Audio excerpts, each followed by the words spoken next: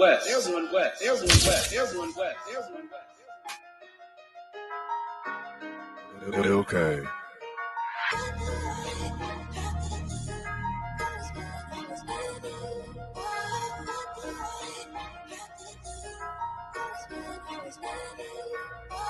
If you're looking for me, you can find me with the real stay. We be outside getting active like it's field day. They say I'm the best, that ain't really what my bills say. I'ma keep turning it up on rappers till it kills me. When I'm dead and gone, play this song at my funeral. That'll make it beautiful. Gon' bring the shooters through. 144 top 3 and REI come. Coming with that 88 Maverick, that's my top gun. Flyer than the pilot, you be quiet when your ops come. Then you talking loud, getting proud when the cops come. Homie, I will not run. I ain't got the stamina.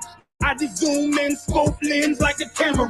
Pop that. I ain't talking bottles, talking hollows, pistol compact. Boots, gloves, goggles, and we ready for that combat. Make you hit the floor like you searching for your contact. I'm you rappers' fathers, and I wonder where your mom at. You know what they all say, sprinkle them with hate. Now I'm feeling like I'm sorbet. Fake leather seats, it ain't butter, but it's parquet. Watching them bees smoke the nets at the Barclay.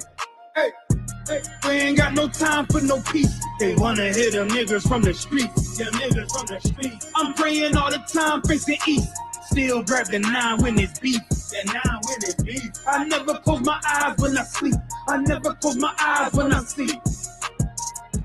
We ain't got no time for no peace. They wanna hit them niggas from the streets. Them niggas from the streets. The niggas from the streets.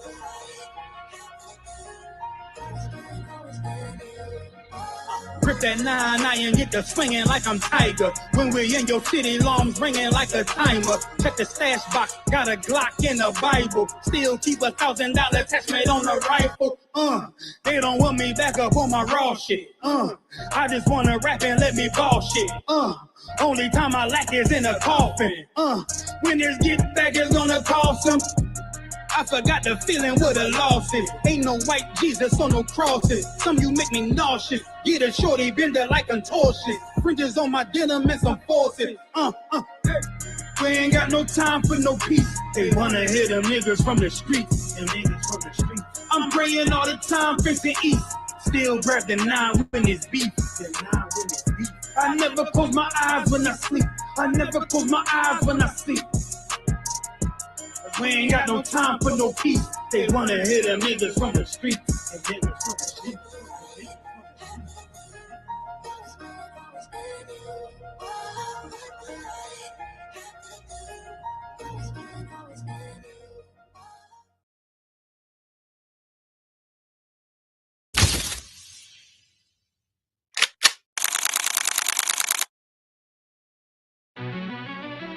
Yeah. Cold shit.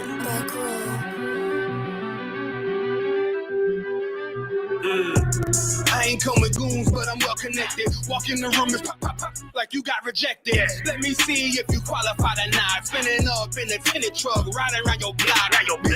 Busy man. I get a wordy in this shit from top to bottom like a motherfucking ceiling fan. Hopping out the rental van, on my way to LAX. Brothers out in Cali and they killers out of every set. But I ain't crippin' on no blood.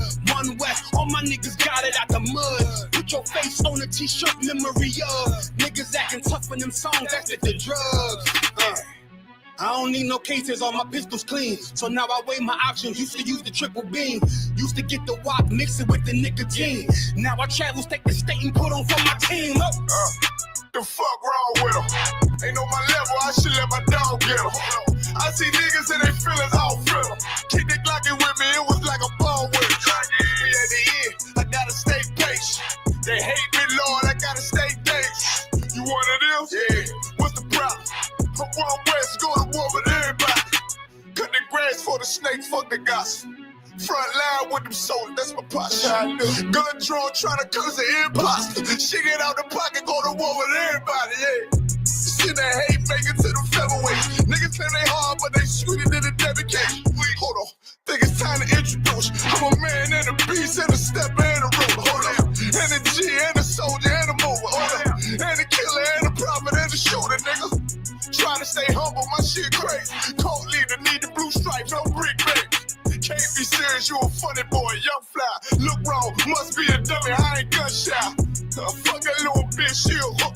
Nigga swear he the go, bring him to the bush. The fuck wrong with him? Ain't on my level, I should let my dog get him. Niggas in their feelings, I don't feel them.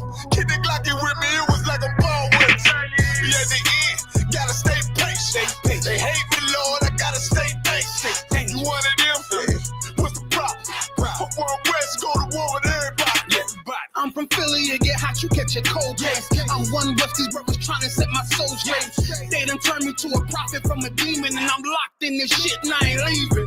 Never. Ski mask transform to war mode like I'm Voltron. Stamp on my head and my chest from the most high. Put something tight around your neck like a bow tie. Got my niggas waiting charged up like they phone died. Red letter, drip clean, it looks so fly. Claim he riding, that's why I left his ass roadside. He gon' die. Skyscraper to a nosedive. 9mm plus P, fuck a 4-5. The fuck wrong with him? Ain't on my level, I should let my dog get him. I see niggas in their feelings, I don't feel them. Kid the Glocky with me, it was like a ball with him. Be at the end, I gotta stay patient. They hate me, Lord, I gotta stay patient. You one of them? Yeah. What's the problem? From World West, go to war with everybody.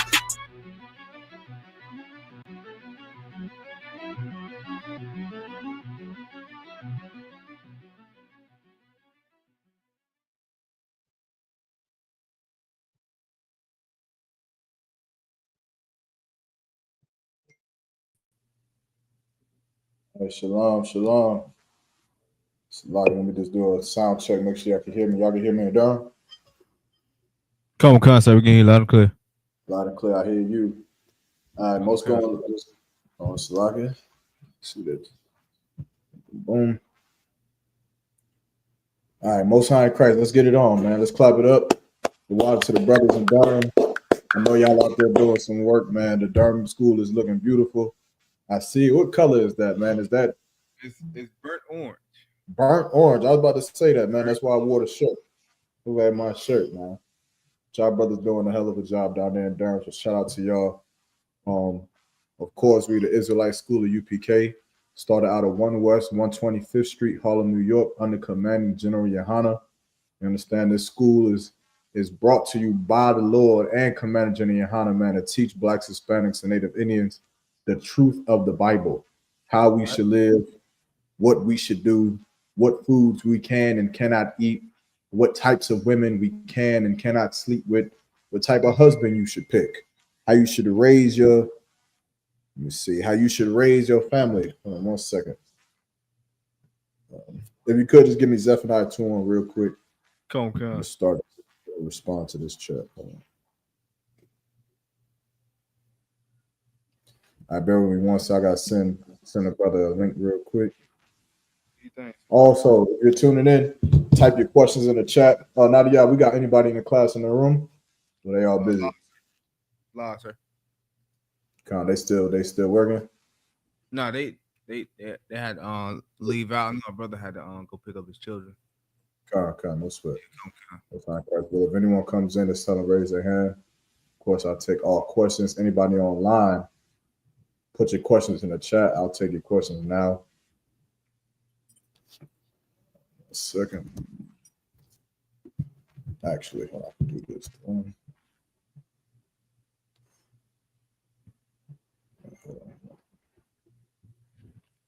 Ready, sir?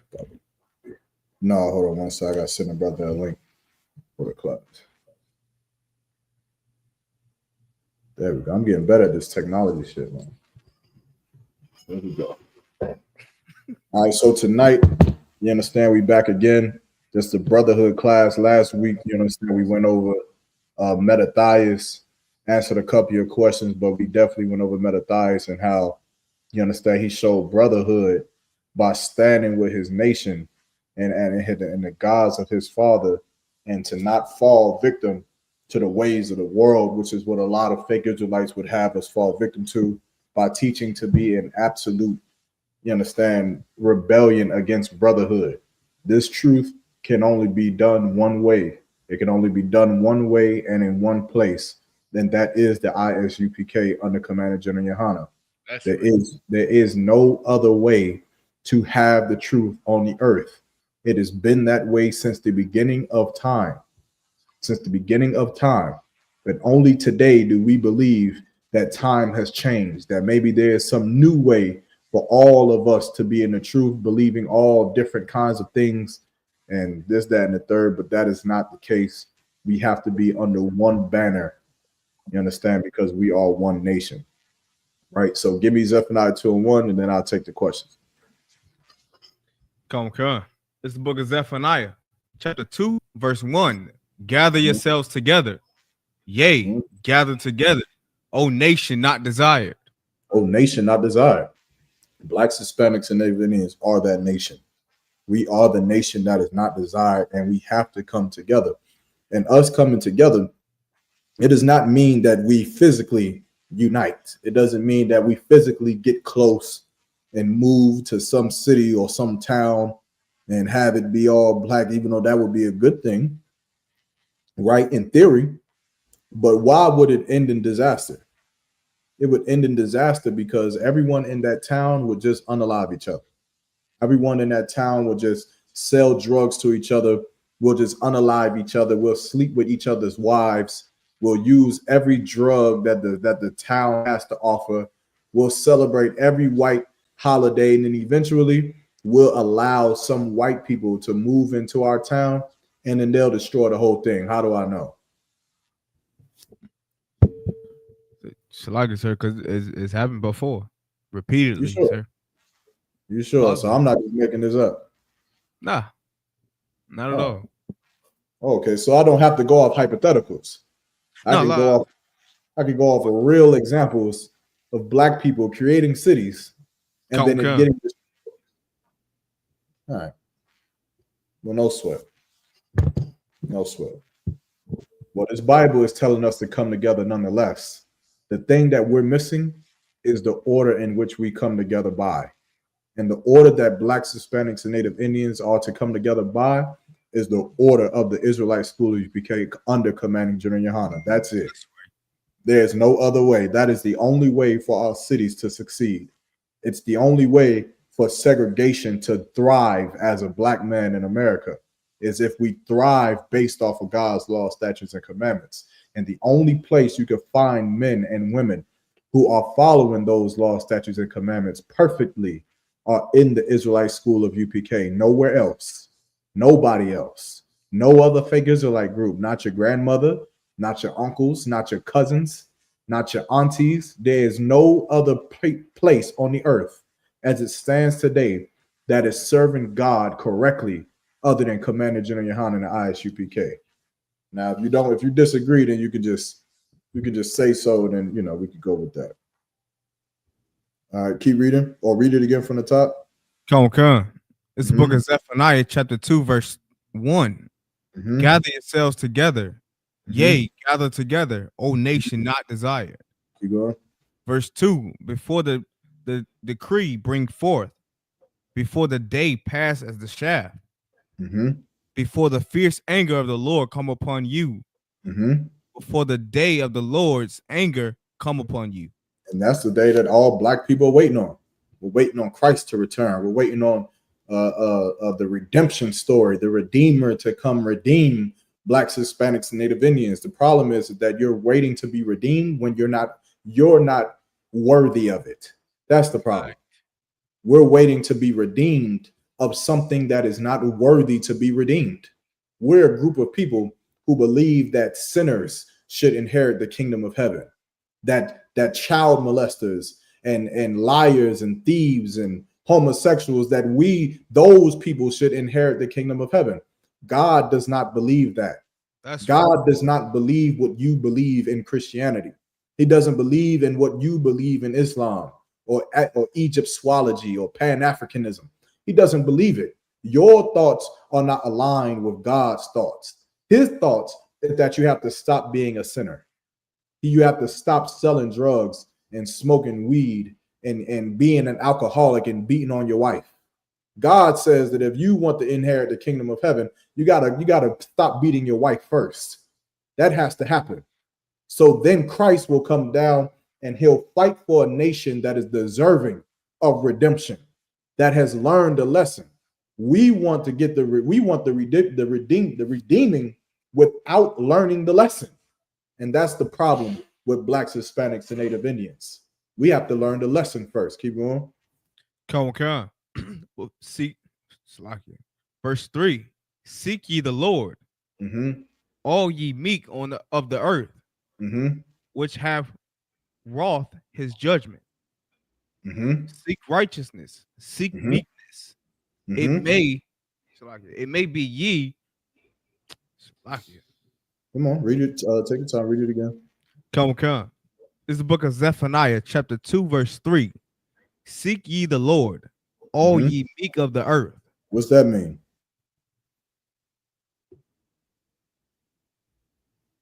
Sir.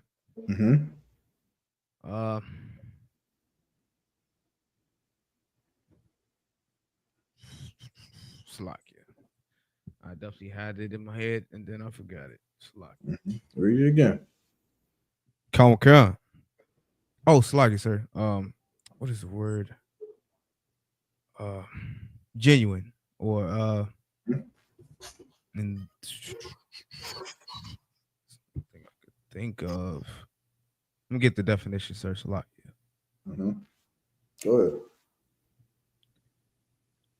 ahead. This is a Oxford Language Dictionary, meaning for meek, quiet, gentle, easily imposed, or submissive. So what does it mean?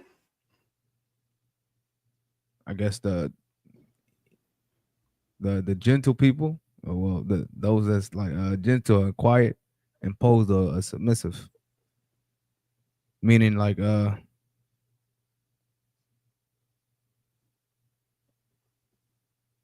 sir. I'm not sure. All right, so read it again. Let's try to get it. This is the book of Zephaniah, chapter 2, verse 3. Seek ye the Lord, all ye meek of the earth. Seek ye the Lord, all ye meek of the earth. So what does it mean? What is he saying?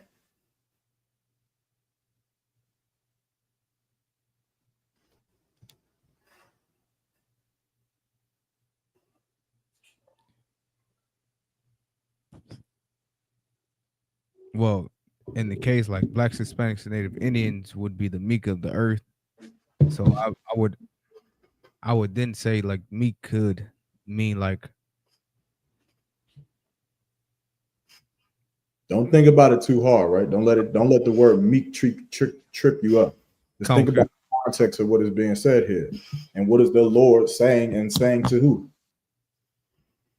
Like all the ones that's genuine about the Lord, or genuinely trying to find the truth. All you meek of the earth. Remember, there are beasts in the field in the earth, right? Okay.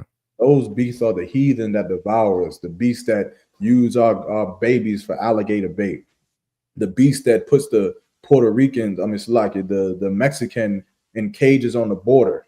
The beast, he is him. He has been at war with a man that has been at peace with him. That is who? Who is a man that's been at peace? Israel, sir. Israel. Blacks, Hispanics, Native Indian, they're the meek of the earth. They're not trying to, you understand, unalive nations. They're not trying to drop bombs on Hiroshima and Nagasaki. They're not trying to do those things. But there is a nation of people that is trying to kill and unalive everything on the earth. There's a nation of people who is so evil that they would go and hunt endangered species and then take their heads and put them on walls for relics and use it as some kind of statue inside of their house. An endangered species, they would do that. Now, that's the type of person who is not meek, because he's a beast. He's an animal. He's no different than a lion, no different than some kind of creature, right? But now, Blacks, Hispanics, Native Indians, even though we're hunted by that beast, we should do what? So, like I said, we should seek the Lord. Sir. We should seek God. We shouldn't seek him. We shouldn't seek him, because the meek generally do what? They go to where they're protected. But we shouldn't run to the Esau's military for protection. We shouldn't run to Esau's politics for his protection. We shouldn't run to his entertainment world for his protection. We should run to God. we should run to the Israelite school of UPK and get the protection from God, because we're meek, because we're being devoured, because we're the prey, we're the sheep that have no shepherd, we're the fatherless and the homeless and the abused and the lied to and the oppressed and the enslaved. That is us. We're the ones who hung from trees. We're the ones who are filling up prisons. We're the ones who give food to the ground with our bones and our flesh. We're the ones who make America great because they feast on our backs. They feast on us. And even though we don't want to be unalived and we don't want to be oppressed, we should never look to him for his salvation. No, we should run to God. That's who we should go to. And that's what God is telling us. Read it again. Come on. It's the book of Zephaniah, chapter 2, verse 3. Seek ye the Lord, all ye meek of the earth. Don't seek Donald Trump. Don't give a damn about Donald Trump and the next politics. Who cares about who the next president is going to be? Who gives a fuck? Who cares? So what, that we could be oppressed? Don't seek catching a flight to Taiwan. You know how many people I'm seeing, man, move to Taiwan and move to here and move to Japan and Korea.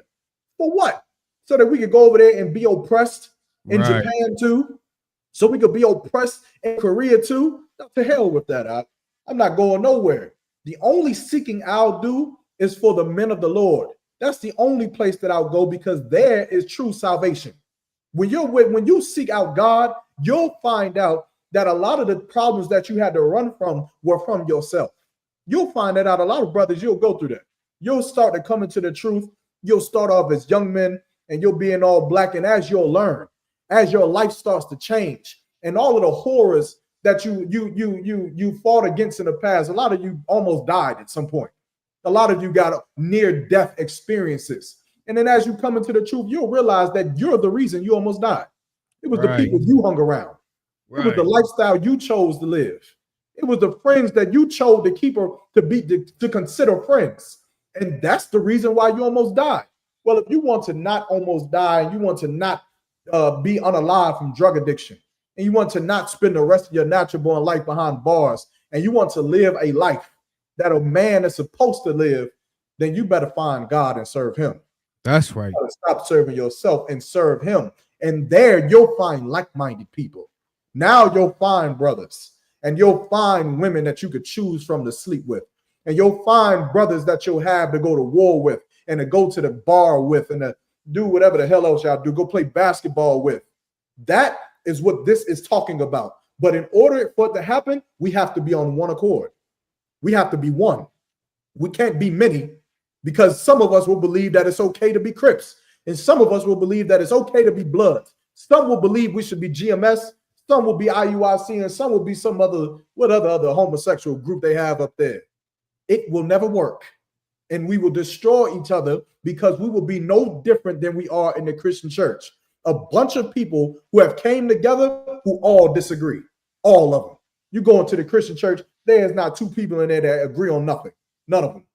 All of them. The women in the front, they hate the women in the back. The women in the back, they hate the women in the front because they don't control their children. The women on the left side, they believe that the women on the right side are really trying to sleep with their husbands. The men in the back, they hate the men in the front because they feel like they hypocrites because they sell drugs. And the drug dealers feel like that the bishops is a hypocrite because he sleeps with every man's wife. None of them agree on anything. They're just in there suffering the same solitude and salvation that you get in the Christian church. And that comes from being a coward. It comes from not dealing with oppression. It comes from suppressing yourself to it. It comes from acknowledging it and accepting it and praying for a better day. That's why they sing songs in there, Nadia. Oh, happy day. That's why they sing that. They don't want to go make a happy day.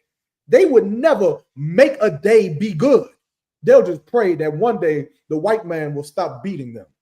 That one day the oppressor will stop hanging them from trees. That one day they'll be allowed to eat in a white man's restaurant. That they'll be allowed to get the education from the oppressor. While in the Israelite school of UPK, we ain't waiting for no white man's restaurant. You can keep Golden Corral. Keep your Cracker Barrel. You keep it. We'll just go to whatever sister is cooking in the back of her house. We'll all just line up there and we'll eat plates with her and we'll drink with her and we'll dance and party with her and make her rich. That's what we're teaching in the Israelite school of UPK. But we'll never get there if you believe that you can be different than us. You can't be different than us. That's right. You can't. A lot of you don't like how militant we are. A lot of you may not like how we hold the Passover, even though it's perfect. A lot of you may not like how we dress. You may not like that we use the term fake Israelite, or that we use the term that everybody's a Christian. You may not like it. You will not win at this war being anything different than us. You have to be just like us. That's it. That's as simple as I could put it, and I could give it to you. And that's what God is telling you right now. Read it again. Come on, this book of Zephaniah. Come on, this book of Zephaniah, chapter 2, verse 3. Seek ye the Lord, all ye meek of the earth, which have wrought his judgment. Seek righteousness. Seek what? Seek righteousness. Seek righteousness. You have to be right in this life. What is righteousness? So like, sir. Keeping the law, statutes, commandments. That's it. You want to be righteous? Then you keep God's laws. You obey him. You do what he says to do. Keep going. Seek meekness. It may be ye shall be hid in the day of the Lord's anger. Now, you want that covering of the Lord? Then you better do what he say do. That's you understand? Right. Is there any more on that? Law, sir. That's all. All right. Come on. Unless you want 4. Come on with it. Come. Verse 4. For Gaza shall be forsaken, and Ashkelon a desolation. They shall drive out Ashdod at the noonday. So now this is all that's talking about the prophecies of what's going to happen. And this is the things that's happening right now. We could drop that. All right, give me the questions. It's a couple, so give me number 1. Come on, so the first question in the chat is from Palak Oppress. Says, Salaki, I'm in a discussion with a fake Israelite, and it's really ridiculous. Can you break down Jeremiah 31 to 31? All right, let's go. Come. Yeah, you fake Israelites, man, you gotta, fix yourself. You gotta fix yourself. Just understand this. Uniting with fake Israelites is the extension of the Christian church. It's no different. It's no different at all. You cannot explain how it's different. It is no different. If I unite with a fake Israelite group, then it's no different than a Baptist uniting with the Baptist church and not the Catholic church. Right. It's no different than someone attending Mount Zion Church and then someone else is saying, I'm going to go to Word of God Christian Academy Church. Someone saying, I'm gonna be a part of First Episcopal. Someone saying, I'm gonna be a part of the Last Apostle Church. It'll be no different. There is either someone that is correct and someone that is wrong. That's it. There is no gray area. There is no, oh, well, we'll just wait. I have fake Israelites, and fake Israelites, they are such spineless cats. A lot of them, they have no spine, no backbone about them. They're not men. You understand? That's why all their women love to come to the UPK. But you cannot sleep with us, Salakia. You got to stay with that man that you with in the fake Israelite group. You got to sleep with him. I appreciate it though. But of course, they know that they husbands in there are so spineless. They say things like, man, well, brother, we'll just find out when Christ come back. I guess we'll just find. Why don't we find out now? Why don't we find out right now who's right? I don't got to wait for Christ to come back to tell me what's right in front of us right here. The Bible is here. The records are here. The breakdowns are here. They've been here since 1969. Now you decided to leave that and to go create your own fake Israelite group and change the breakdown and bring your own breakdown. Now you want to wait till Christ come back to figure out who's right and who's wrong. It's silly. Right. It's silly. It'll be the extension of the Christian church and the ISUPK. We would never condone sinning in any way. So if you're in a fake Israelite group out, you got to stop sinning with your life. You have to stop being a sinner and follow and obey the law of brotherhood. And you can only do it in one West. Hold on, Salak. We got somebody on stage and bring him up. Hey, Shalom, Lord Christ. What's going on, Hebrew? I didn't see you in the back. Salak. All right, come on. Read it whenever you get it. Come on. Mm-hmm. It's the book of Jeremiah, chapter 31, verse 31. Mm-hmm. Behold, the days come, saith the Lord, Mm-hmm. that I will make a new covenant Uh-huh. with the house of Israel and with the house of Judah. Yeah. God said he's gonna make a new covenant with the house of Israel and Judah, meaning what? All of us, the whole nation of Israel, we'll all be the priests and under this covenant, right? And what does this mean? What is it talking about? Or is that it? That was it, sir. He basically he I guess he just wanted you to break it down. Mm-hmm. And he paired it with another precept, which is Ephesians 2 and 11. All right. Well, I'm a little confused then. So what was the fake Israelite point? I believe he's saying that this precept here doesn't go. Basically, he's saying like those that I guess like were Gentiles, or like the two sticks being joined together. That's the discussion of what his battle is. So I'm confused. So Yeah, is it, I'm yeah, Palak, you got to tell me. I could break it down, but if I break it down, I don't think it's going to answer your question. Because I mean, this scripture is saying that is going to be a new covenant, which is what happened because we broke the first covenant from Moses. You understand? Moses gave us the covenant from Mount Sinai, and we broke it by making a golden calf to Baal. Right, come on, sir. So it's like I said, this is also what he was saying. It was basically like, please emphasize that this scripture includes the Gentiles spoken of Ephesians 2 and 11. All right, yeah, you could. So, like, I'm a little confused. What Gentiles are we talking about? Jeremiah 31 and 31 didn't mention anything about Gentiles. Yeah, come on, sir. So what you might got to bring me up to speed as far as just like if you could just tell me what is the fake Israelite saying? What is his point? And then I'll be able to answer the question. But if I was to answer the question in Jeremiah 31 and 31, it's the Lord made a new covenant with us because we broke the first one. We broke the first one. That's it. But we still have to follow the laws. We still have to follow God and keep God's commandments. And the covenant is still only for the children of Israel. Only. It didn't go to anyone else. We had a new one because we broke the first one. Meaning we didn't keep up our end of the bargain. And so God made a new one. When God didn't have to make a new one, what could he have done, Nadia? He just could have cut us off, sir.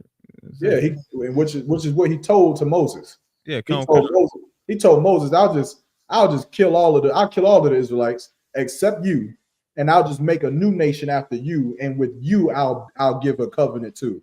And he would have just gave a covenant to the Mosesites. We would have just all been Mosesites under Moses, but the Lord gave us another chance. But I need to know what the fake Israelite is saying to understand what you're saying. Yeah, right? I'm a little confused myself. I mean, the only thing I could think of is that the I guess the fake Israelite is saying like Gentiles won't be included into this. That's the only thing I could think of. Yeah. Right. And also now I believe Shaw said it too, but that's what I was mentioning earlier, that now we'll be a nation of kings and priests. Right. We were the Levitical priests, were the priests in the Old Testament. Why? You know why? It's like, sir, because they didn't have a heritage, sir, or an inheritance. It's like, yeah. What happened? What happened where they were the priests when we broke the covenant? Trying not to give it to you.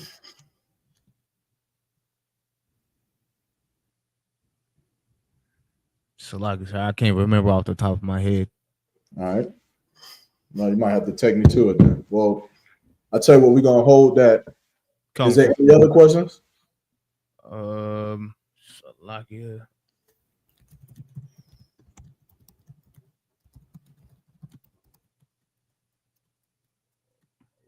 La, sir. All right, then we're just gonna go here. Take me to Exodus chapter 14 and verse 10.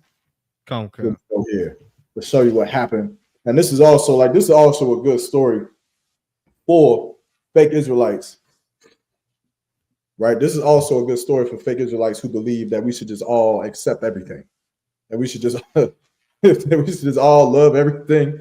And like I was talking to some sister earlier, and we was talking about the Israelite love.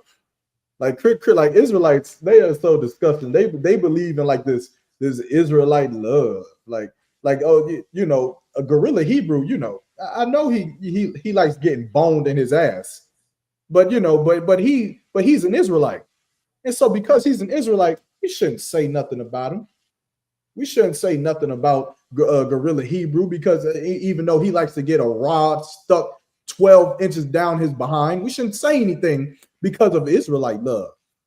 Or that other Israelite that, you know, he might have molested a child or two, but you know, but he's a repentant Israelite. That's what IUIC says. He say, but he's a repentant Israelite, brother. Shalakia. Go on. What in the hell does that mean? I don't know. Like I'm like genuinely confused when they be saying stuff. I'm like, what do you mean he's a repentant Israel? He came online and said he was getting his butt destroyed, and y'all want to accept him? Hey, listen now. I don't know. I mean, I have my theory on it. I happen to think that everybody outside of the UPK, they belong to one group. I believe that. But nonetheless, you understand it. But there's this concept of this Israelite love. You know, where you gotta love everything Israelite. He got fringes on his t-shirt. You gotta love him. Like I'll be seeing cats in the world, right? And I see them and they'll have like fringes on their t-shirts, and nothing ever makes me stop to say shalom. I never do. Nothing. I don't ever see a cat. He got fringes on his t-shirt. I walk right past him like he's nothing. I walk right past him. He is nothing but a Christian. I don't stop and say nothing to anybody else. I don't. Why would I stop and say something to him? Why? Because of Israelite love? Right. Israelite love means that, oh, this brother right here got the fringes on his t-shirt. I must stop and say something. If you're going to be that way, you should stop and say something to all black people then. Right. And it's no different because he got fringes on his t. He is a whole child pedophile. He is a whole pedophile with fringes and with tassels on his t-shirt. But because you see tassels, you believe, Israelite love. I got to go talk to him. Listen, there's nothing wrong with it. If you want to go talk to all the Israelites with tassels on their t-shirts, go right ahead. Me, I'll talk to my brothers. That's who I talk to. I don't like talking to people. Right. I'll just talk to my niggas because my niggas ain't pedophiles. I know that much. Let's go ahead and read the scripture. Israelite love. Hey, that's gonna be a new song in a second. Watch some fake Israelite group come out with it. Israelite love. Come on. You want to Exodus 2:20, right? Nah. Exodus. What was it? It was Exodus 14 and 10. Start at verse 10. 14 and 10. Sir. Mm-hmm. This book of Exodus, chapter 14, verse 10. Mm-hmm. And when Pharaoh drew nigh, the children of Israel lifted up their eyes, and behold, the Egyptians marched after them, and they were sore afraid. And the children of Israel cried out unto the Lord. Verse 11, and they said unto Moses, because there were no graves in Egypt, hast thou taken us away to die in the wilderness? What are they saying here? Like, Salakia, basically, what was the point for you to take us out just for us to die? Right, which is what we say. That's what we say today. Right? Some of us we wanted to get out of segregation because we believe in segregation. We were what? Salakia, sir, could you repeat that? When when black people got out of integration, right? When we were segregated, we wanted to be integrated because we believe that as being segregated, we would what? Unprotected, sir. Yeah, I mean, multiple things, right? They would believe that we were what? We would die. We would be unalive because we wouldn't be able to feed ourselves. We wouldn't be able to educate ourselves. We wouldn't be able to entertain ourselves. We wouldn't be able to live like the oppressor, which is what we wanted to live like. which is why the scriptures say what? Envy not thou oppressor. Come. And any of his ways choose them not. We don't need to live like Pharaoh. That's not us. We don't need to live like Abraham Lincoln. That's not us. We need to live like the Lord has told us to live, has ordained us to live. Right? Can you read him? Come. Mm-hmm. Wherefore hast thou dwelt thus with us to carry us forth out of it? Salakia. Drop down to 32 and verse 26. Right? So we leave Moses. Salakia. So we leave Egypt. Right? And now we're in the wilderness and we're starving. And we're blaming Moses. Blaming Moses because now we are segregated from our oppressors. We're segregated from the Egyptians. But now we're hungry. Now we need food. And now we're losing our faith. We're losing our faith in Moses and we're gaining our faith in Egypt. Right? Read when you get it. Come. This is the book of Exodus, chapter 31, verse 26. Salakia. Chapter 32, verse 26. Then Moses stood in the gate of the camp and said, Go to 22. Verse 22. And Aaron said, let not the anger of the Lord of my Lord wax hot. Thou knowest the people that they are set on mischief. Come. Verse 20. So let me get with you. My laptop is slowing down. Also, if I crash, right, just take the class over. I'm gonna have to restart everything on my iPad. Come, sir. All right, but tell me where we at. Exodus chapter 32 and 22. All right, come on. This book of Exodus chapter 32 and verse 22. And Aaron said, let not the anger of my Lord wax hot. Thou knowest the people that they are set on mischief. So now Aaron is saying, because Moses came down from Mount Sinai and seen what? That the Israelites had made a golden calf unto Baal, right? Okay. Because Baal was the god of what? I believe it's like a harvest. Yeah, he was a god of harvest, and they were hungry. Remember, they were in the wilderness and started to starve. So now they decided, man, fuck this. I'm just gonna lock it. The hell with this. We're just gonna make a golden calf to Baal to pledge our allegiance to Egypt. Pledge our allegiance to prove to Egypt that we stand with them. How do we do that today? By celebrating on 4th of July. That's how we do it. We do it today by standing with the national anthem.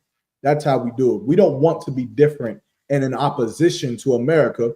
We want to be with them. How many of you online and in the room and in the chat, so like in the live tonight, have felt that pressure?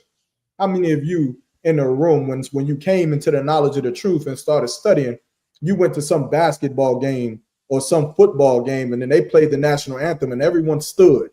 Everyone stood, and in there, that moment right there, right when they stood and you felt that thing in your stomach, pause, that made you say, oh, damn.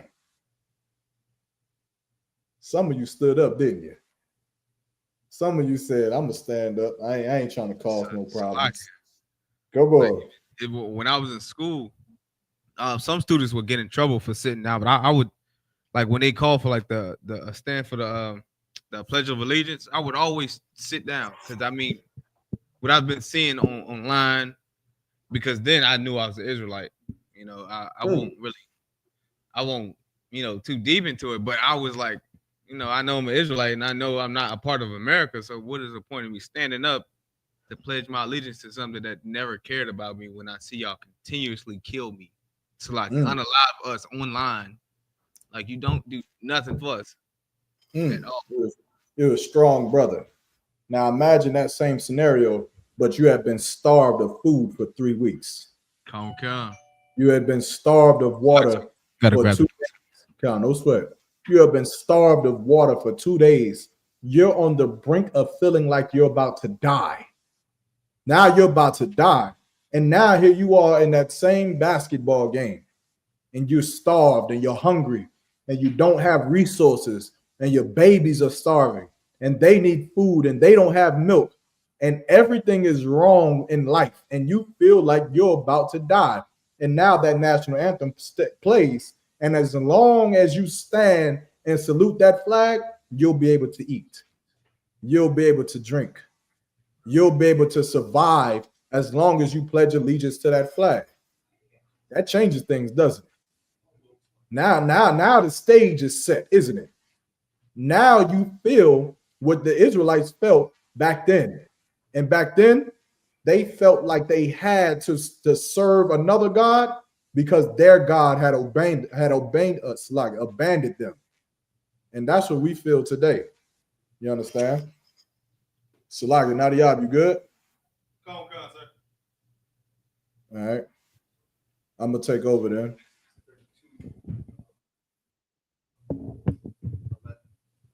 Well, you got it. Can you hear me? Come. Yeah, come, so we good to go. All right, let's go. Come, this is the book of Exodus, chapter 32, verse 23. Mm-hmm. For they said unto me, make us gods, which shall go before us, for as for this Moses. Meaning what? They wanted power. They wanted to eat. They wanted to be saved from their starvation, from their hunger. Keep going. Come, the man that brought us up out of the land of Egypt. We would not what is become of him. Meaning what? The day Moses was gone speaking up to the Lord.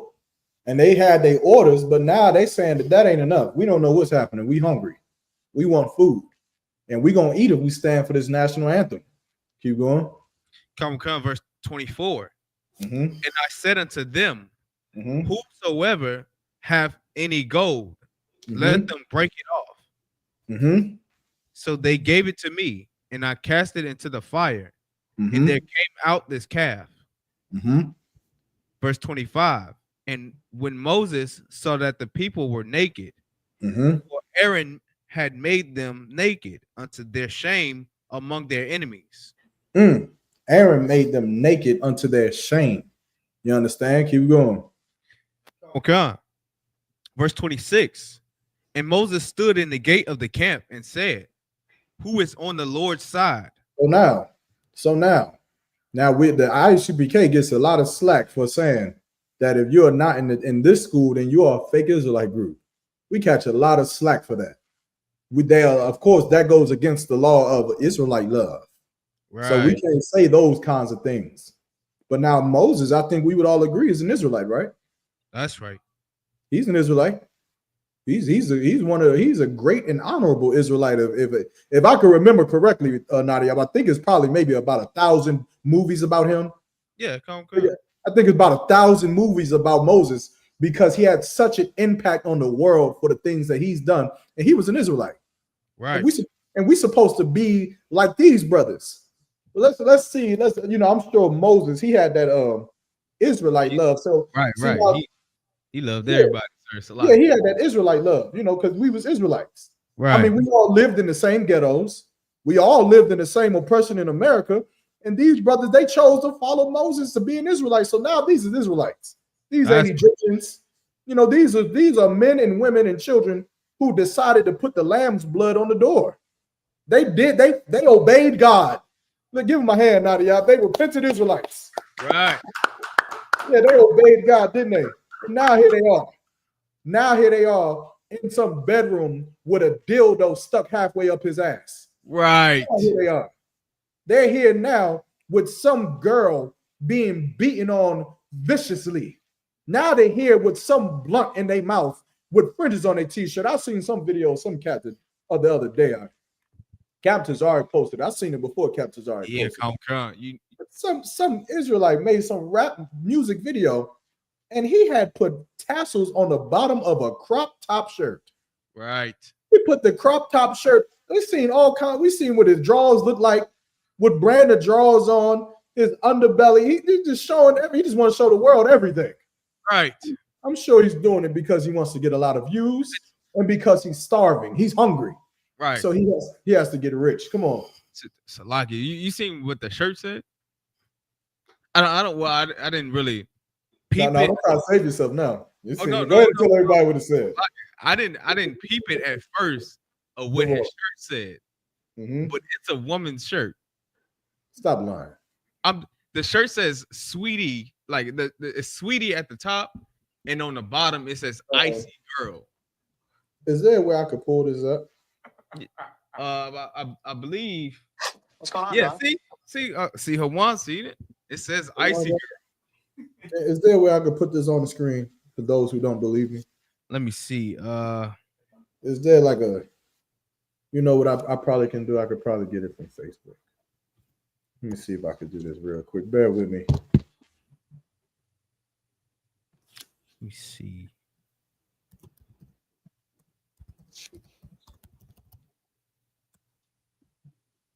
Let me. Oh man, come on.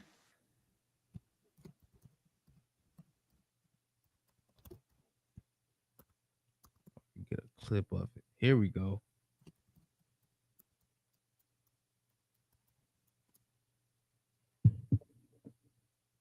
All right, I'm in. Or what? You got it? Yeah, Con, sir. I can send you the screenshot, sir.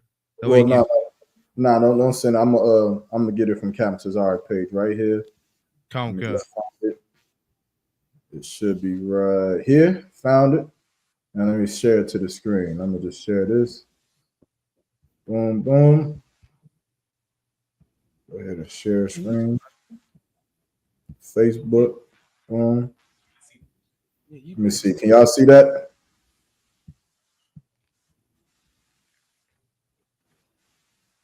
Can y'all see this? Let's see if I can pull it. Nadia, you can see it? Yeah, Con, sir. I can see it. Let's just take a look at this. Handles on the way I'm sliding up. I won't tripping, I ain't sliming up. I can't kill my brothers. We the same, it's just not adding up. Esau, he a killer. Genocide, he keeps attracting us. Most I say be fruitful, multiply, so we be adding up. Compare his seed to the sand of the sea, we deep, so you can't add us up. My people, they got hate inside their heart, they wanna paint us up. Grew up in a red zone, blood tears, I see red flags on us. This world be killing me with lies the way they capping on me. Like these publicans, they coons and seeing the way they taxing on me. Prove what you say, the evidence, show me the facts, little homie. Don't hold your tongue, just bring it out. What's on your mind, little Brody? Sick. Oh, so Salakia also, his TikTok page, since I guess he's kind of like trending on TikTok because of his shirt. He then says he goes into his comments and he says, I mean, I don't really care about the hate. I like my style. Yeah, I'm sure you do. I'm sure he loves it. He got sure it for sure. Yeah, I'm sure he loves his style, just like Gorilla Hebrew loves, scratching that itch. That's exactly what I'm getting to, sir. That's what I'm saying. I'm sure he loves that too. You understand? However, that's not how we do things. That's right.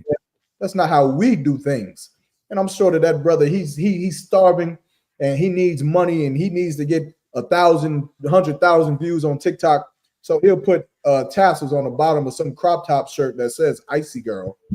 I don't know. I almost was about to give him a pass. I almost about to say, you know what, this some hood nigga. Get him, it's a hard pass. But I didn't know that the shit said "Icy Girl" on it. Yeah, come. That nigga is Icy Girl. That is a woman's shirt. That's a woman's shirt. But in the name of Israelite love, he got tassels, so we can't say anything about it. To hell with that. We're going to see what Moses would have said back then. See, back then, this would have been the equivalent of them putting on Icy Girl shirts. Right. And be an Israelite. He won't be an Israelite, 5 weeks from now.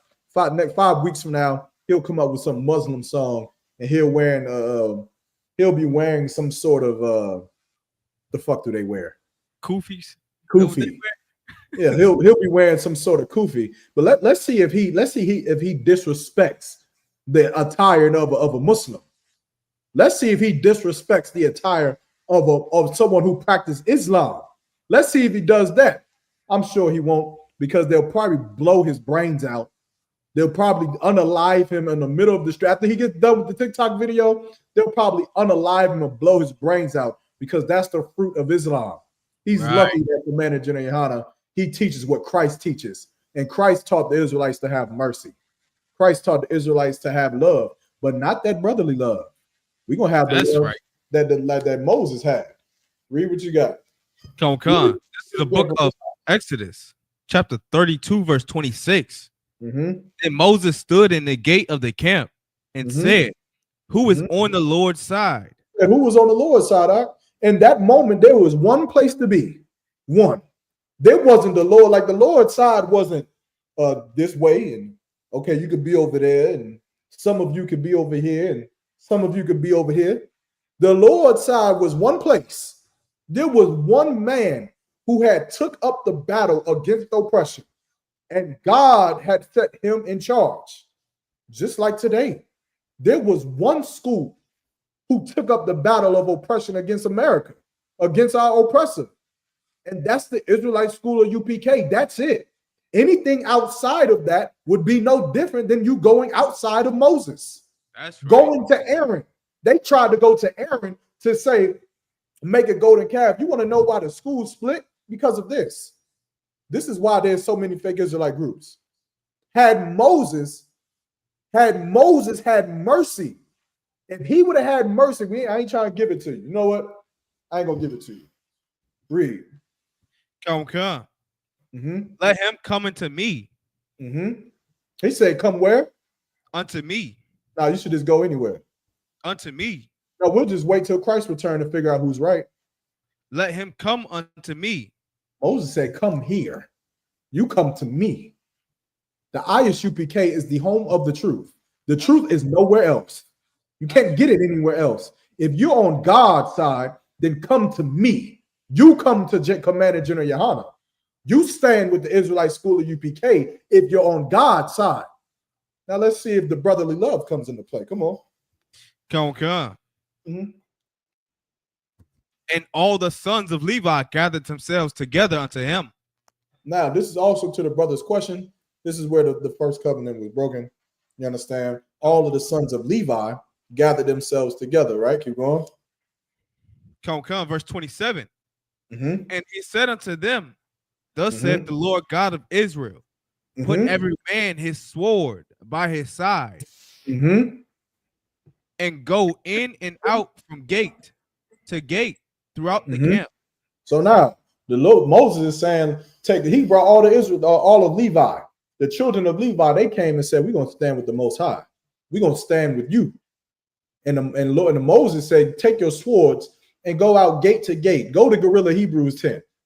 Go to his tent. Go to this cat with the fringes on his tassel's tent. Bishop Nathaniel's tent. The purple tents. Go over there in GMS tent. Take out the little girls that they're trying to have sex with. Tell them they can't have sex with the little girls anymore. But go to their tent. And let's see what Moses ordered the Levites to do. Read. Come. Take up Salakia. And slay every man his brother. No, have brotherly love. And slay every man his brother. No, have forgiveness. Slay every man his brother. And listen, Moses was an Israelite brother. Right. Moses was a very prominent Israelite in our nation, in our history, in our culture. Moses didn't have that brotherly love that y'all talk about in the Christian churches that you're in. That's right. He didn't have that. The Lord didn't ordain him to have that brotherly love. That Israelite love. That's right. That Israelite love that you claim that we should have, that makes you say that we should not say that you're a fake Israelite. That makes you think that we shouldn't tell you that you're a Christian. That makes you think that we shouldn't tell you that it is absolutely gay to have a woman stick a rod up your behind. That's we don't right. care. We don't care that the rod is connected to a biological woman. It's LGBTQ. That's what it is. But because you're an Israelite, you believe that you are subjected to Israelite love. Salaki, sir, don't forget he made it disappear.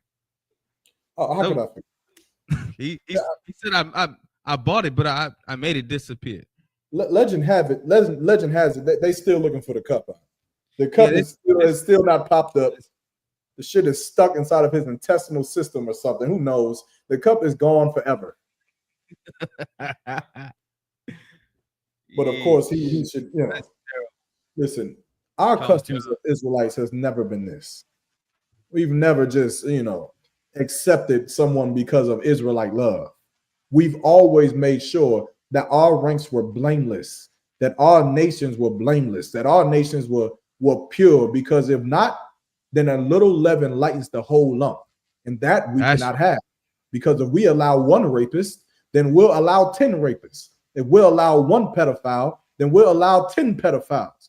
If we'll allow one thief, then we'll allow 10,000 thieves. And then we'll eventually just be like our oppressors and other heathens, and it'll be no different. The Isupk has to be how it is for you to survive. That's it. Right.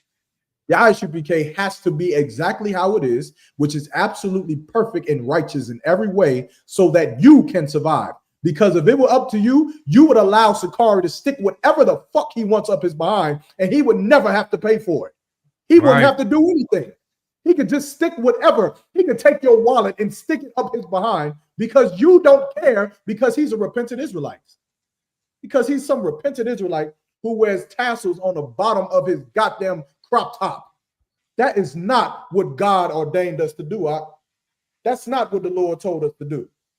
The Lord told us to go out and show my people their transgressions. We can't show them transgressions if we don't say anything. That's right. Keep going. Come.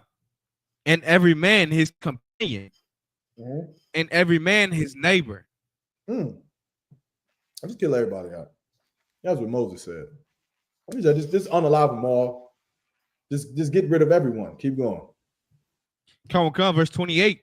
And the children of Levi did according to the word of Moses. And there fell of the people that day about 3,000 men. Verse 29. For Moses had said. Now you stop there. I think they get the point. I think they get the point, man. Moses unalived 3,000 men. 3,000. That's right.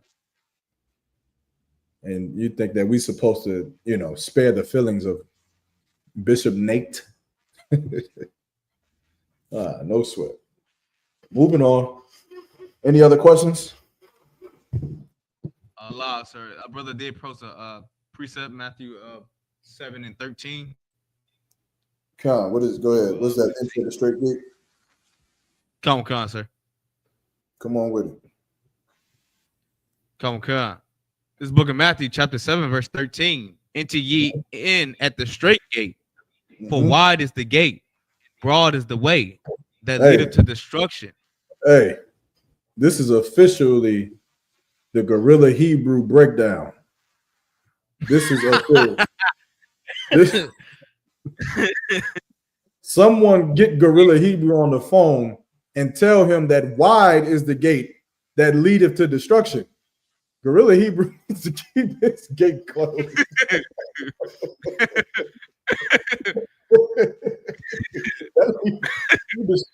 You are destroying yourself. It gets better, sir. It gets even better. I think it gets worse, but come on. Wait, so like it. And many there be which go in their acts. That nigga got a line. How many wives did he have again? How many wives did he had about 11 wives. He had many in there. That man had about 11. He had about 11 wives, and only one of them went with it. Only one. Nah, I'm not gonna do it. Only one of them went with it. Good night. Come on. Come, verse 14. Because straight is the gate, and narrow is the way which leadeth unto life, and few there be that find it. Yeah, there's gonna be few people that ain't gonna let some woman stick something in their behind. There's gonna be few. Now I could tell you where all few of those people are at. Sisters out there, if you're watching, if you're looking for the men who isn't gonna let someone stick something in their behind, there's only few of them, and the few of them are in the Israelite school of UPK. That's right. They're all in here. These are the men that know that they'll never do anything like that. You know why? You know why they know that they'll never do anything like that? Because we're never going to let them do it and get away with it because of Israelite love. That's right. No. I love all you brothers. Young man Shamar in here. Got brother Officer Nadiyab in here. I love you, brothers. You better not do this. Yeah, You better not ever do it. That's right. Because if you do it, I'm going to make a class about you. Come. And likewise, if I go out and sell drugs or do something crazy that is sinful and wicked, then you ought to make classes about me to teach everyone to not be like me. But now I'm never going to do that. We're gonna stick here with it. That's right. But moving on, you understand? The water for that precept. That's a crazy precept with the context of what we're talking about. It was. But moving forward, was there anything else? I think I did have a question earlier. Come on. Brother, I'm not. Well, I ain't gonna say here, brother, because I don't know what he is. But I was on Threads, and I got into a few. I got into a few battles about the scriptures, and one thing that stuck out particularly to me was that also on TikTok too. It was some I don't know if he's Hispanic or not, but this is on TikTok. He was like basically trying to say that Christ is God, right? Okay. I mean, of course, I showed him 1 Corinthians 11:3, which says Christ has a head. You know, like Christ and Christ, and God is the head of Christ. Right. And, I mean, I didn't get a response back, but I wonder what makes them think that Christ is God. I mean, they don't understand the context of being one. That's all. Other than Christianity and doctrine and dogma, they just don't understand the concept of being one. They don't get that the Lord and Christ can be one without them being one entity, without them being one thing. You understand? You and your wife are become one. They twine shall become one flesh. Does that mean that you two are the same person? La, sir. But Khan. You understand? Yeah. That's the part that they don't get. You're not the same person, but you are the same person. Christ and the Lord, they're not the same person, but they are the same person. You understand? Commanding General Yohana and General Muhammad, they're not the same person, but they are the same person. What Commanding General Yohana says, General Muhammad says. What Commander General Yohana does, General Muhammad does. What Commander General Yohana believes, Commander General Muhammad believes. They're not the same person, but they are the same person. Likewise, us in the school, we all have different tastes and different identities and different, names and so on and so forth. But we are all the exact same, every last single one of us. Now, you may do something different, but if you did something different and it was wrong, if it was not in the body of the Isupk and what we were taught, then you would be what? You will be corrected. You will be corrected to bring you back, because we all have to be one. We got to be one. If you get too drunk in the club, well, we don't get drunk in the club. You understand? So we have to bring you back so that we can all be one. They don't understand that Christ and the Most High are one in the same context. They do one thing, they do one thing, and they are one thing, and that is the Most High. But Christ is his own separate entity. He just obeys his Father because we are one. Even Christians, how many of y'all seen Lion King? You seen Lion King before, right? I mean, they got a fucking famous song. We are one. What the fuck are we talking? What are we talking about here? Does that mean that Mufasa and Simba are the exact same lion? Right. No, it doesn't mean that. They're not the same lion, but they are the same.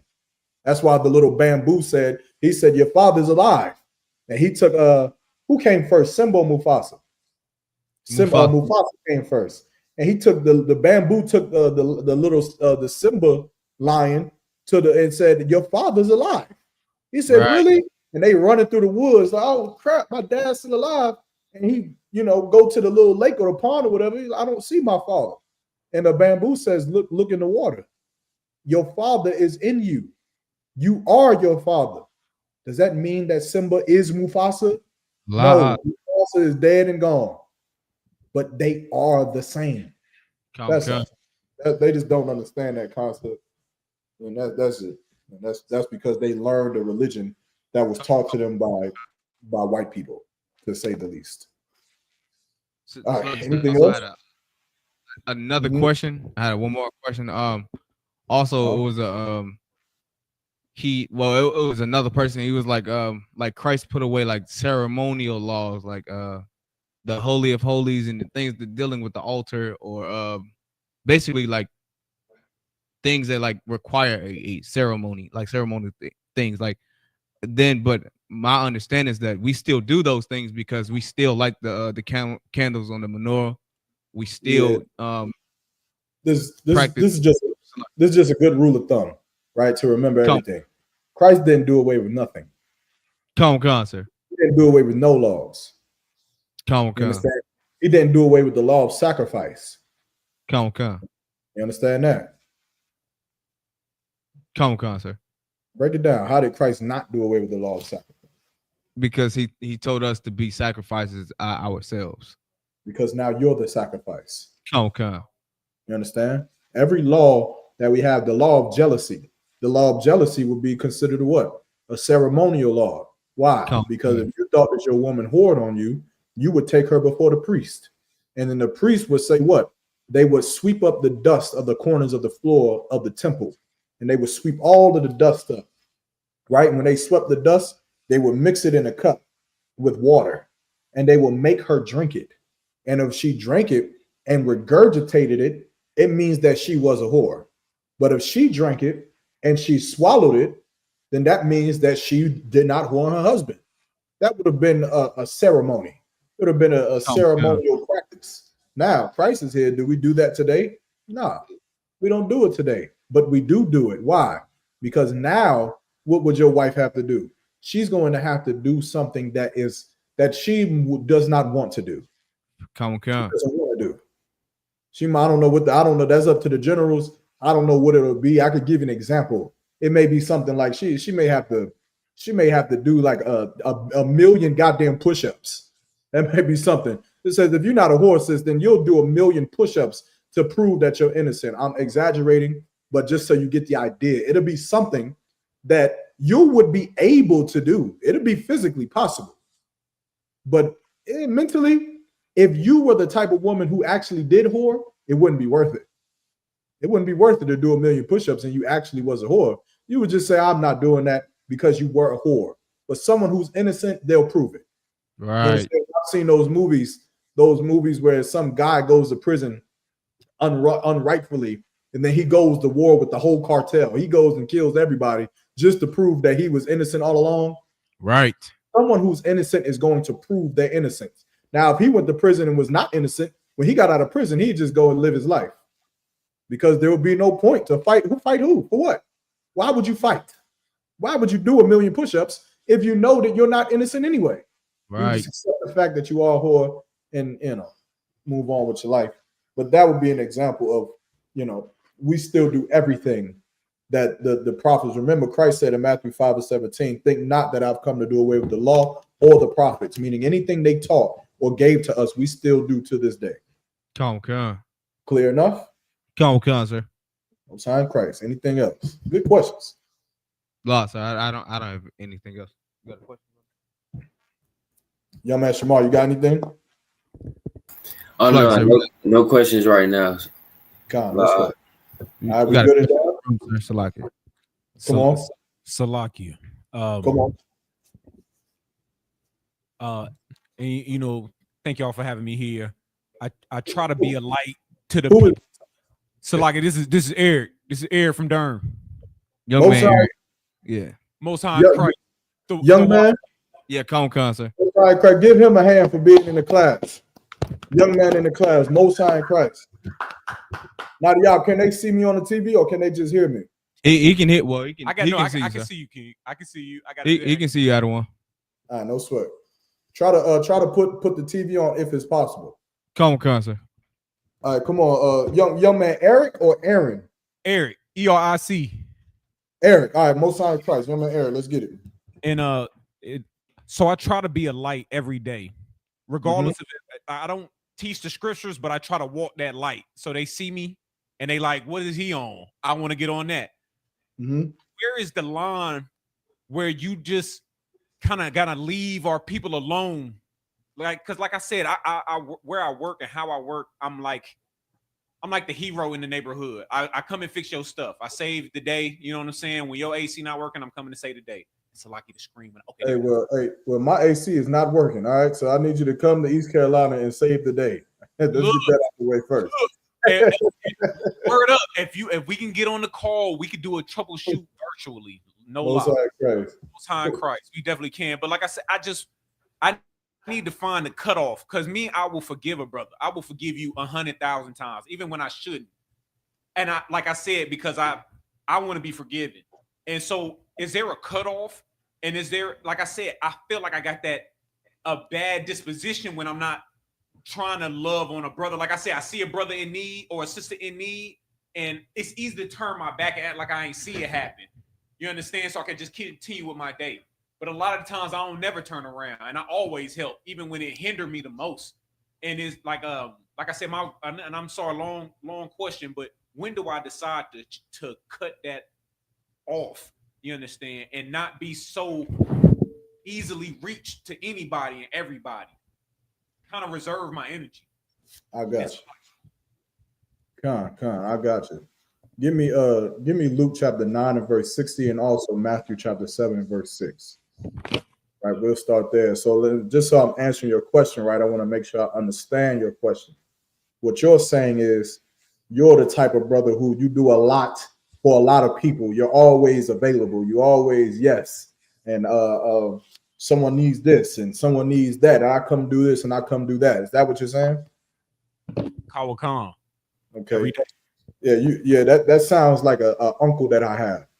Right? I got an uncle who is just like that. Right? He's someone needs a new AC unit, he'll come fix it.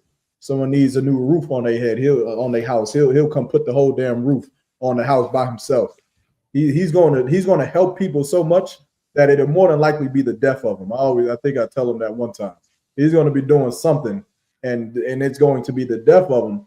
And the problem that you're having is you're going to end up losing your life or straining yourself for someone who isn't even in the truth or isn't even your family. They're not physically your family. They're someone that you just know because you just help everyone. Right? Is that what you're saying? Kawakan. I almost lost multiple times already, and I ain't learned my lesson or something. You know what I'm talking about? God. Well, yeah, you just help everyone and you just do everything and all kind of things like that. But now you're coming into the truth, right? So I'll help you out. Read the first one. So, was that Luke? Nadia, you got him? I can hear him. Come on, sir. I was trying to fix his TV, but I'm having trouble with it. It's so I can leave the TV alone. It's cool. I can see you. Come on. Is anybody else in the class as well with y'all? No, sir. It's just me and him. Okay, no sweat. If he's good, then we're good. Yeah, come. So, Book of Luke, sir. What chapter? Let me see. Do I want that? Give me Matthew 7 and 6 first. Come.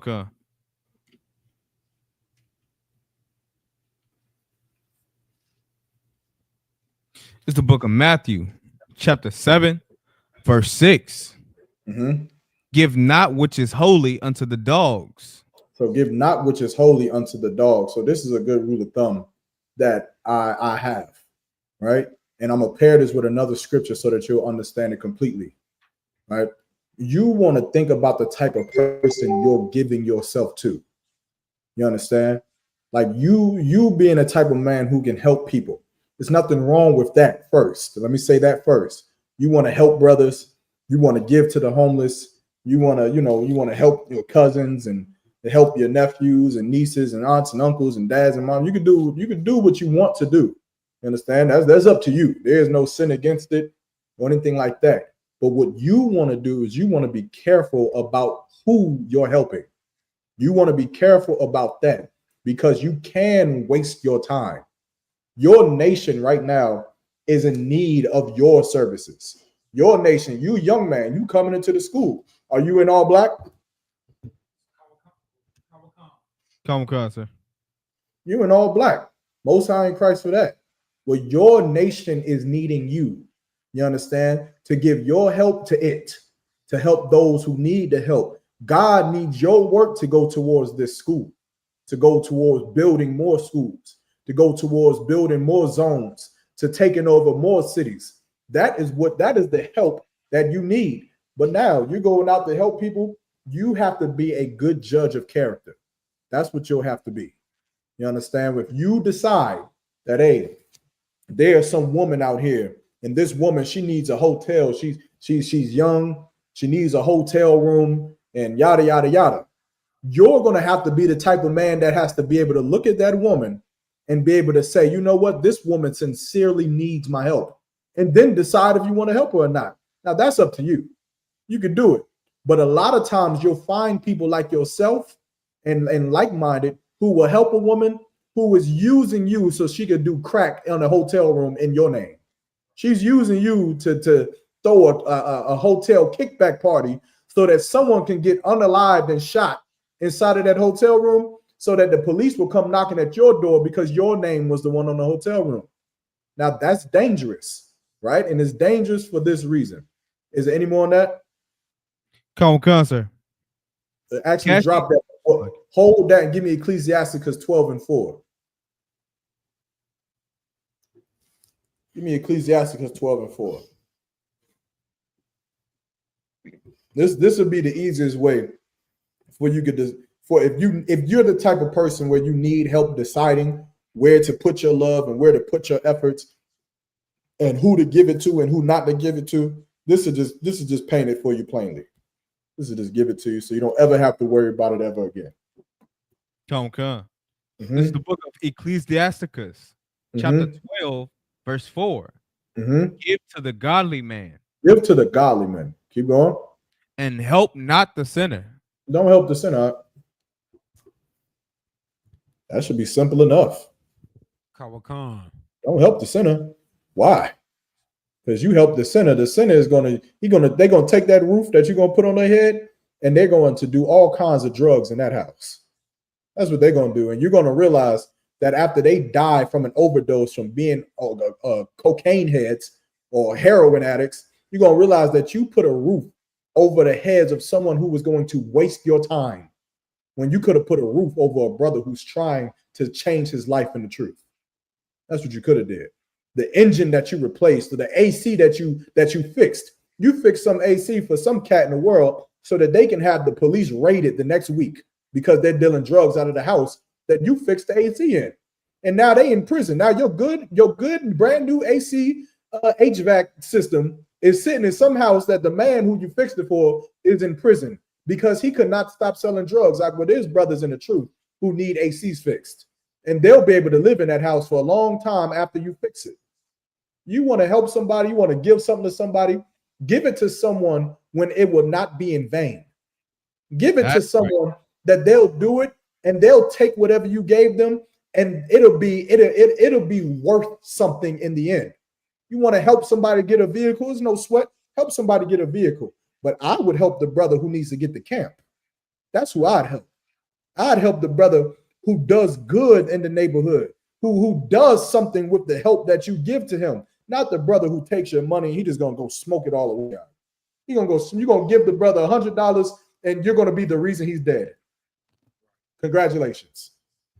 The cat needed $100 because you're such a nice person and you have such a caring heart and you love brothers and sisters. You gave the brother or sister $100 and now they're dead. Now they're gone. Don't give unto the sinners. Don't help them. Don't help them. That's just my rule of thumb. If you want help, then you better come into the Israelite School of UPK and get the help that you need, not the help that you want. You got to come in here and change your life so that you can accept the help. Us in the world, we can't get help. Is this a concept that's new? Nadia, I think you might need to turn your camera off and turn it back on. I think you froze. Or it might be. No, I was reading, sir. Can you see me moving? No, I can't see you moving. You stuck looking at the TV. Come. Try one more time. Yeah, you might got to come out, like leave out and then come back in. But this isn't a new concept. Black people getting help is not new. You understand? This brothers, is corporations, is government assistance facilities and plans and programs that are designed specifically to help minorities in America. And minorities get all the help in the world, and then we do what? We go and we still lead in the prison system. Right? That's it. We get all the help in the world. We get EBT and housing and loans and grants and whatever the hell else we get. We get PPP. When everybody got them PPP loans, what did they do?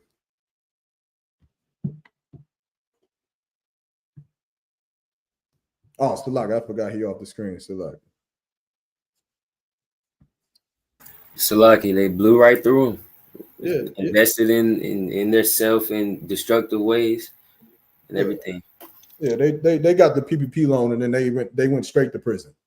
They went straight to running away from the cops. You understand? Because giving to some people who don't understand how to receive it or don't want to take what you give them and do something good with it, which is to serve the nation, then you're just wasting your time. That's it. Nadia, you good to go? Come on, so I'm not sure what's going on with my camera right now. Yeah, forget the camera. We good. Yeah, come on, sir. I got you. Also, give me Luke chapter 9 and verse 60. Come. Mm-hmm. So now this is also to help you when people who they'll start to criticize you because you won't help them. Now, again, to be clear, there are some people, you may have people in your family that is sincere. You may have little cousins, right, who's young and dumb, and they need help, and they need you to do something, whatever. Now, that's up to you. You can choose to do it. It's completely up to you. But as far as just people, random people that's not, you understand, close family, I personally just wouldn't waste my time.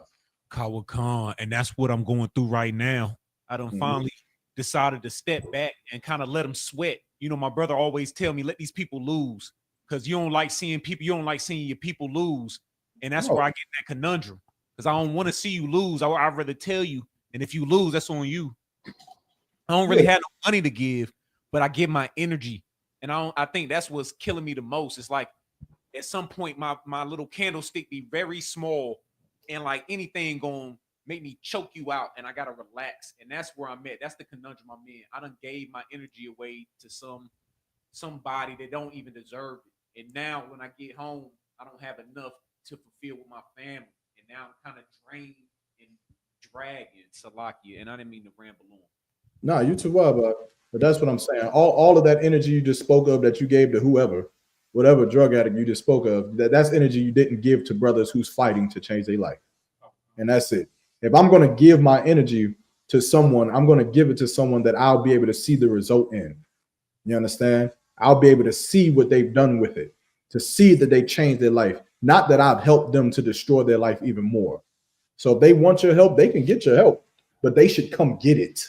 They should come put an all black and get right beside you in these classes and learn to change their life and to serve God. And then they'll get all the help that you got. You'll fix all the ACs, all of them. Every AC unit in Durham or wherever you live at, you'll fix it all for all of them because they're your brother in Christ. I got a couple more scriptures for you. Nadia, give me that Luke real quick. Come. It's the book of Luke, chapter 9, verse 60. Yahushua said unto him, let the dead bury the dead.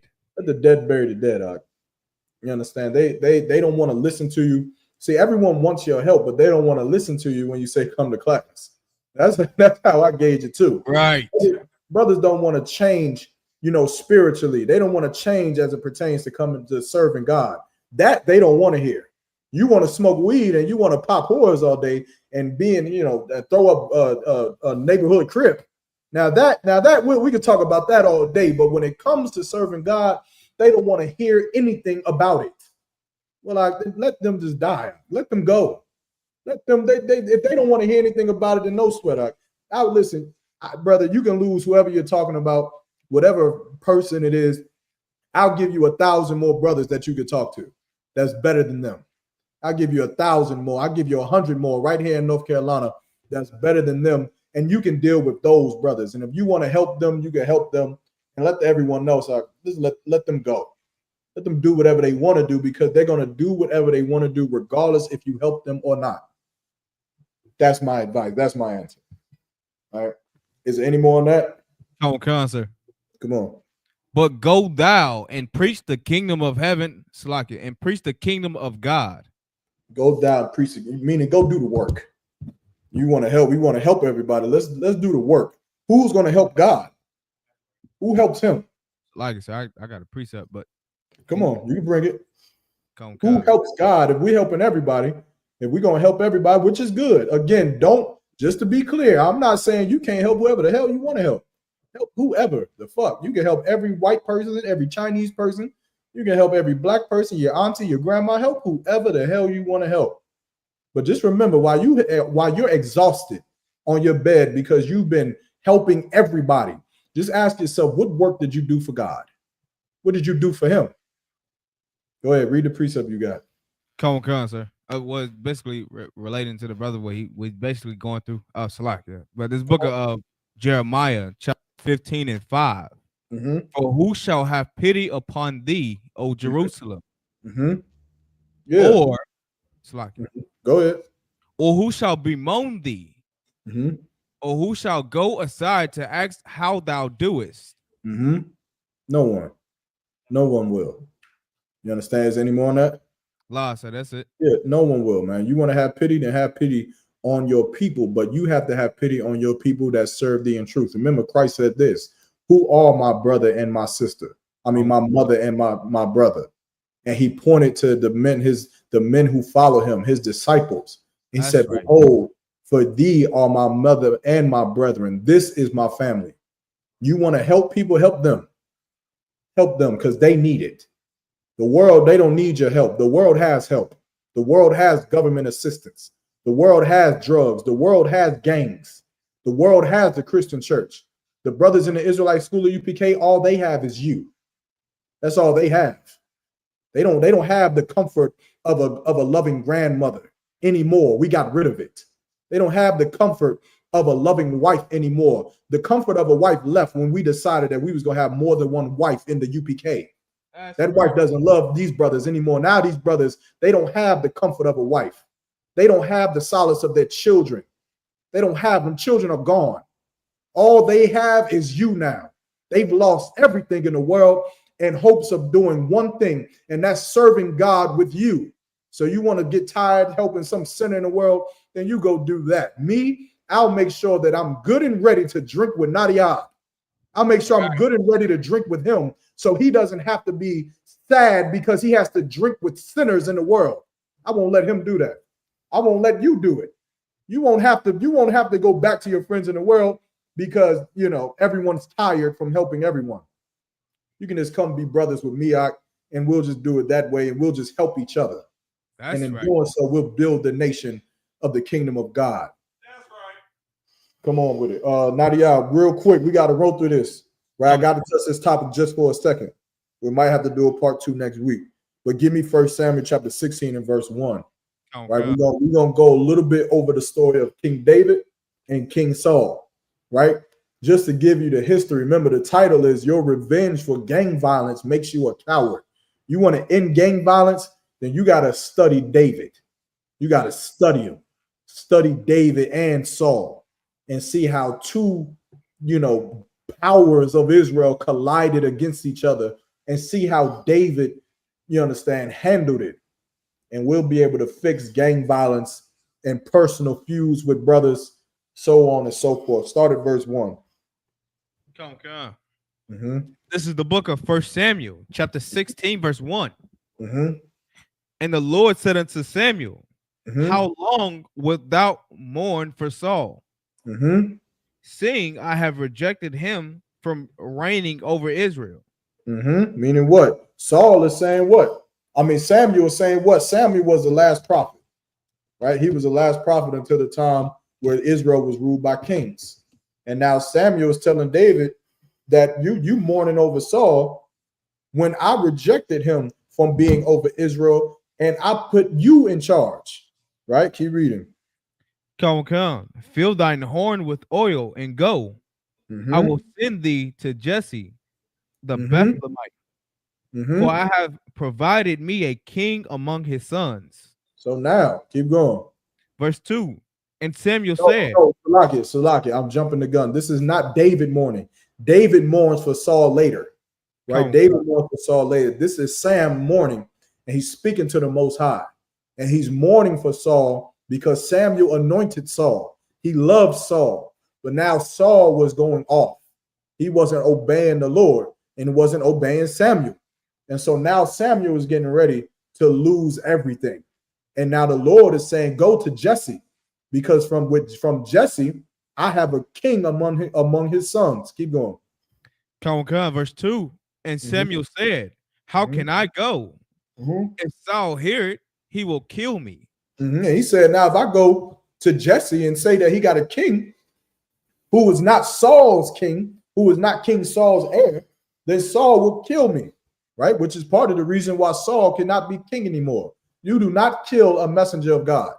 That's that is right. Very sin. You do not kill a prophet of God, which is why the Muslims are going to have to pay dearly for killing Abu Bibbins. That's They're right. going to have to pay for it. You understand? Keep going. And the Lord said, take an hare with thee, so like a heifer with thee, and say, I am come to sacrifice to the Lord. Verse 3. And called Jesse to the sacrifice. Drop down to verse 4. Verse 4. And Samuel did that which the Lord spake, and came to Bethlehem, and said, and the elders of the town trembled at his coming, and said, comest thou peaceably? Keep going. Verse 5. And he said, peaceably, I am come to sacrifice unto the Lord. Sanctify themselves. Sanctify yourselves, and come with me to the sacrifice. And he sanctified Jesse and his sons, and called them to the sacrifice. Drop down to verse 10. So now Samuel is sacrificing with Jesse, which is the father. He has a father of sons, who is the father of King David. And now Samuel is going to order Jesse to bring all his sons forth, so that Samuel can see who is the king's chosen. Right? Drop down to verse 10. Come, verse 10. Again, Jesse made 7 of his sons to pass before Samuel. And Samuel said unto Jesse, the Lord have not chosen these. So neither of these sons were the Lord's chosen. You understand? Keep going. Let's see what happened. Verse 11. And Samuel said unto Jesse, are here all thy children? And he said, there remaineth yet the youngest, and behold, he keepeth the sheep. And Samuel said unto Jesse, send and fetch him, for we will not sit down till he cometh hither. So Samuel asking Jesse, is this all of the children that you have? I asked for all of your sons. But Jesse didn't bring the son David. David was the youngest son, and he was young and ruddy. You know, just a young little bad boy, always getting into something. Just a little troublemaker, just a little knucklehead of the family. And now Samuel said, all of the sons that you brought, none of them are God's chosen people. But no one thought that the young, ruddy knucklehead would be even considered, which is why he wasn't even brought. Because how could he be the next king of Israel when he's nothing, when he's small, when he's puny, when he's a knucklehead, when he's ruddy? How could it be him? So Samuel said, go get him. Whoever you did not bring him, and we will not rest. We will not sit until he gets here. So they ran. Go. Keep going. Come. Verse 12. And he sent and brought him in. Now he was ruddy, and withal of a beautiful countenance, and goodly to look to. And the Lord said, arise, anoint him, for this is he. So now David is being anointed king of Israel, anointed by God. You understand? Samuel is telling him that he is the next ruler of the nation of Israel. Now remember, David is the smallest. He had no idea this was about to happen, but it happened. Keep going. Verse 13. Come, verse 13. Then Samuel took the horn of oil and anointed him in the midst of his brethren. And the Spirit of the Lord came upon David from that day forward. For Samuel rose up and went to Ramah. Now, the Spirit of the Lord came on David, meaning David knew that he was something now. Now, when David moved, he moved with the Spirit of God.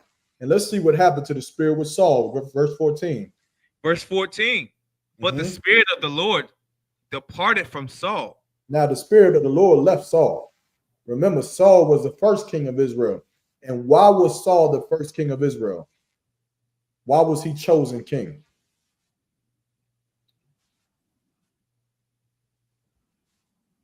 Anyone? I'm not sure, sir, but I mean, I know Israel wanted a king, but Israel wanted a king, but why was Saul chosen? I can't remember off the top of my head, sir. No sweat, no sweat. But time's sake, because he was mighty in stature, he was built. Come on. And he looked like a king. He looked like a nigga that you didn't F with, right? Which is why he was picked. Now that's important because David looks like a nigga that you do F with, right? Come on. Yeah, he's the opposite. King Saul was LeBron James. David is he's you, Nadia. He's you. Imagine you standing beside LeBron James or Shaquille O'Neal. Yeah. And that's the king. And then someone comes to you while you're 15-year-old self saying, now you're gonna be king. And you looking at LeBron James like, what? Sure? No. Me? Me? Hell no, you tripping. hey, keep that to yourself. I ain't about to make LeBron mad. Come over here and mollywop me. You understand? That's what he felt, right? But now the spirit left King Saul, verse 15. Come, and an evil spirit from the Lord troubled him. Verse 15. And Saul's servants said unto him, behold, now an evil spirit from God troubleth thee. Meaning he had demons on him. Like when you see people start to act crazy and act all, ungodly, it's because demons is on them. And that's what happens to a lot of our people if we don't seek the Lord. And because Saul was seeking himself, he lost the spirit of the Most High. He lost the counsel from God, and now he had to counsel himself. And he can't counsel himself. So who counsels him? Satan. Demons counsel him. Tell him what to do. Tell him what to think. Which is why King Saul, I don't want to jump the gun. But just remember, demons now counsel Saul, right? And God counsels David now. Keep going. Come. Verse 16. Let our Lord now command thy servants, which are before thee, to seek out a man who is a cunning player of an harp. So now drop down to verse 23. Just to give you the story. Now, because Saul is being troubled by these evil spirits, now he wants someone to come and remove these spirits from him, right? So Saul is about to ask for a man that can play the guitar, right? Or play the harp, rather, to play music. He wanted music to come and soothe him to try to get rid of the evil spirits that was corrupting his mind. And so he's going to ask for the messengers to go to Jesse and ask for David to come and play the harp for him. Verse 23. Verse 23. And it came to pass when the evil spirit from God was upon Saul that David took an harp and played with his hands. So Saul was refreshed. Now Saul was good. David started playing that harp, man. He played that joke like a mother joke. He started playing that joint. It sounds so good. Saul calmed down. He chilled out. That's how nice David was with that harp. Keep going. And was well. And the evil spirit departed from him. Now, fast forward. Take me to chapter 17 and verse 1. Next chapter over. This book of 1 Samuel, chapter 17, verse 1. Now the Philistines gathered together their armies to Bethel. And were gathered together at Shokah, which belongeth to Judah, and pitched between Sokah and Azekah, in Ephes-Dammim. Keep going. Verse 2. And Saul and the men of Israel were gathered together and pitched by the valley of Elah. and set the battle in array against the Philistines. So now the Philistines are ready to fight against the Israelites, right? The Israelites are on one side and the Philistines on the other side of the valley of Elah, right? And a lot of us, we know this story, right? But this is a story of Goliath. And Goliath, he was a champion of the Philistines. He was 6 cubits in height. His height was 6 cubits and a span, and he had a helmet made of brass on his head, and he had a coat of mail. The weight of the coat was about 5,000 shekels of brass, greaves upon his brass and upon his legs, and on his shoulders. He had a staff of his spear was like a weaver's beam, and his spear had weighed 600 shekels of iron. And one bearing a shield went before him, meaning his shield was so big, someone carried it for him. That's how heavy it was. In Israel, they looked at this monster. They looked at this beast, this African, and they said, hell no. No one is going to fight him at all because we're going to die. And as Israel was standing there in the valley, you understand, the Philistine, Goliath, he went and challenged them and mocked them. He said, if anyone come and fight me and kill me, then we will all be your servants. But if I kill him, then ye shall be our servants and serve us. Now, the Philistines is defying Israel. And now Israel is not fighting. So now King Saul is starting to look for a man to fight. He's looking for a man who's brave enough to take the sin away from Israel. Why?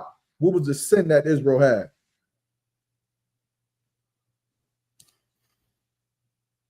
Anyone? What sin did Israel have at this time? Salakia, was it just idol worshiping and just worshiping different gods?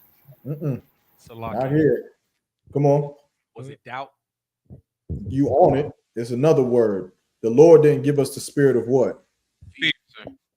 Fear. We had fear on us, and that was a sin. So David had to take our reproach away from the children of Israel. Drop down to verse 34. Come. Verse 34. So now David is pleading his case to King Saul. No one wanted to fight this Philistine, but David said, I'll go do it. And now he's pleading his case to Saul. Read. Come. This is the book of 1 Samuel, chapter 17, verse 34. And David said unto Saul, thy servant kept his father's sheep. And there came a lion and a bear and took a lamb out of the flock. Verse 35. And I went out after him and smote him and delivered it out of his mouth. And when he arose against me, I caught him by his beard and smote him and slew him. David said, look, I ain't worried about this Philistine. I used to keep my dad's sheep back at home. And real talk, man, one day I was out there cooling. Guess what? A goddamn lion and a bear pop out the cut.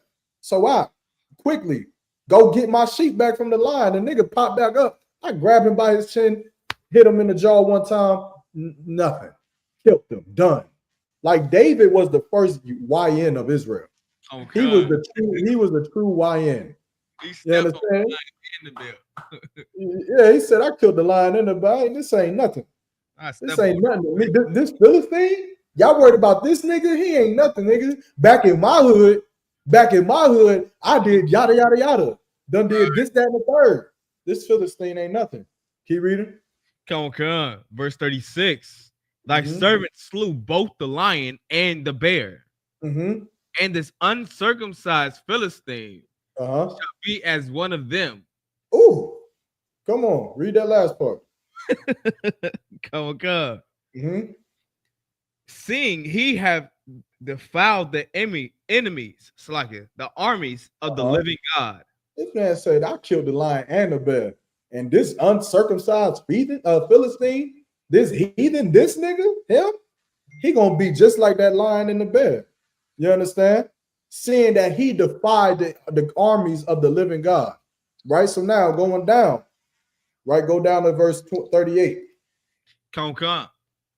Oh, so like I said, if I could, comparing him to one of them lions or a bear, he probably weighed around that same amount according to his armor and his weight.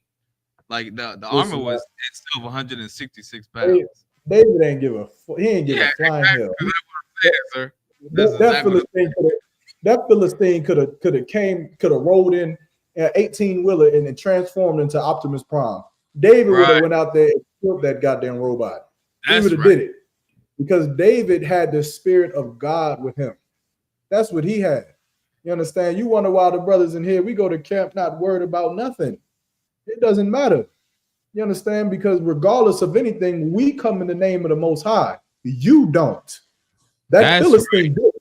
Yeah, that Philistine was there on stolen ground. That ground belonged to God. But he was there to find God's armies. It didn't matter whether we won or lost, whether David won or lost. This fight was between God and that Philistine. And David knew it.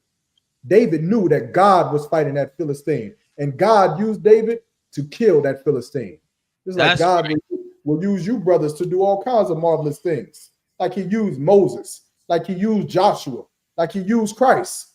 He'll use you to do all kinds of things because this battle is not about us versus them. This battle is about God and his people ruling the earth. And God is going to win. Just like David, just like God had David win. Read verse 38. Come on. This is the book of 1 Samuel, chapter 17, verse 38. And Saul armed David with his armor. And he put an helmet of brass upon his head. Also, he armed him with a coat of mail. Verse 39. And David girded. Drop down to verse 49 just to give you. So we got to move fast. But drop down to verse 49. Now at this point, Saul is trying to give David his armor and his weapons, and David gonna put it on and say, you know what? I ain't trained with none of this.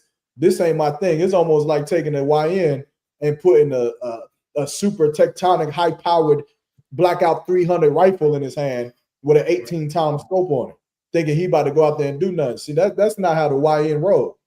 Now the YN roll with that Glock with that switch on it. That's all he know about.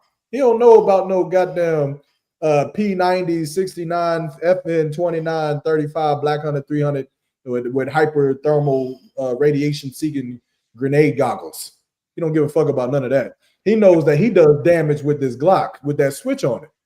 And so now David said, "No, I don't. You can keep the sword and keep the coat of mail and the armor and all of that. I'm gonna just go fight him with what I know." Right? Drop down to verse 49. Come, verse 49. And David put his hand in his bag. And took thence a stone.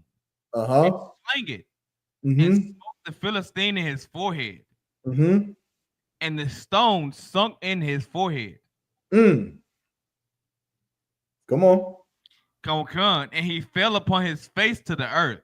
See, David, he took out that sling, man. He took out that rock and he swung that joint around and wow! Smack dead in the Philistine forehead, man. He done gave that boy a makeover. He turned that nigga into an Egyptian god. Eye of Horus. He put the eye of Horus in the Philistine. Put a stone in his forehead. He put the eye of Horus in the Philistine. He turned him into a literal god and then killed him a second later. I like it, sir. Go boy. This is the first headshot in history. Headshot. Right? He turned that boy into a door. He put a door knocker on his head. You could take the stone of this on his head. Open the door in that thing. That's Go crazy. on, man. So now David kills the Philistine. And of course, David kills the Philistine. He gets all of the return from it, all of the glory, the rewards. I believe Saul gave David his daughter. You understand? For unaliving the Philistine. Now, let me see. How far do we want to go? We're gonna go to chapter 18 and verse 5. We're gonna cut it here for time's sake. Come. This is the book of 1 Samuel, chapter 18, verse 5. So now David meets Jonathan. Jonathan and David they love one another, not in a homosexual way, but they love each other as brothers, right? It says, and Jonathan loved him as his own soul, right? So now going down to verse 5, read this.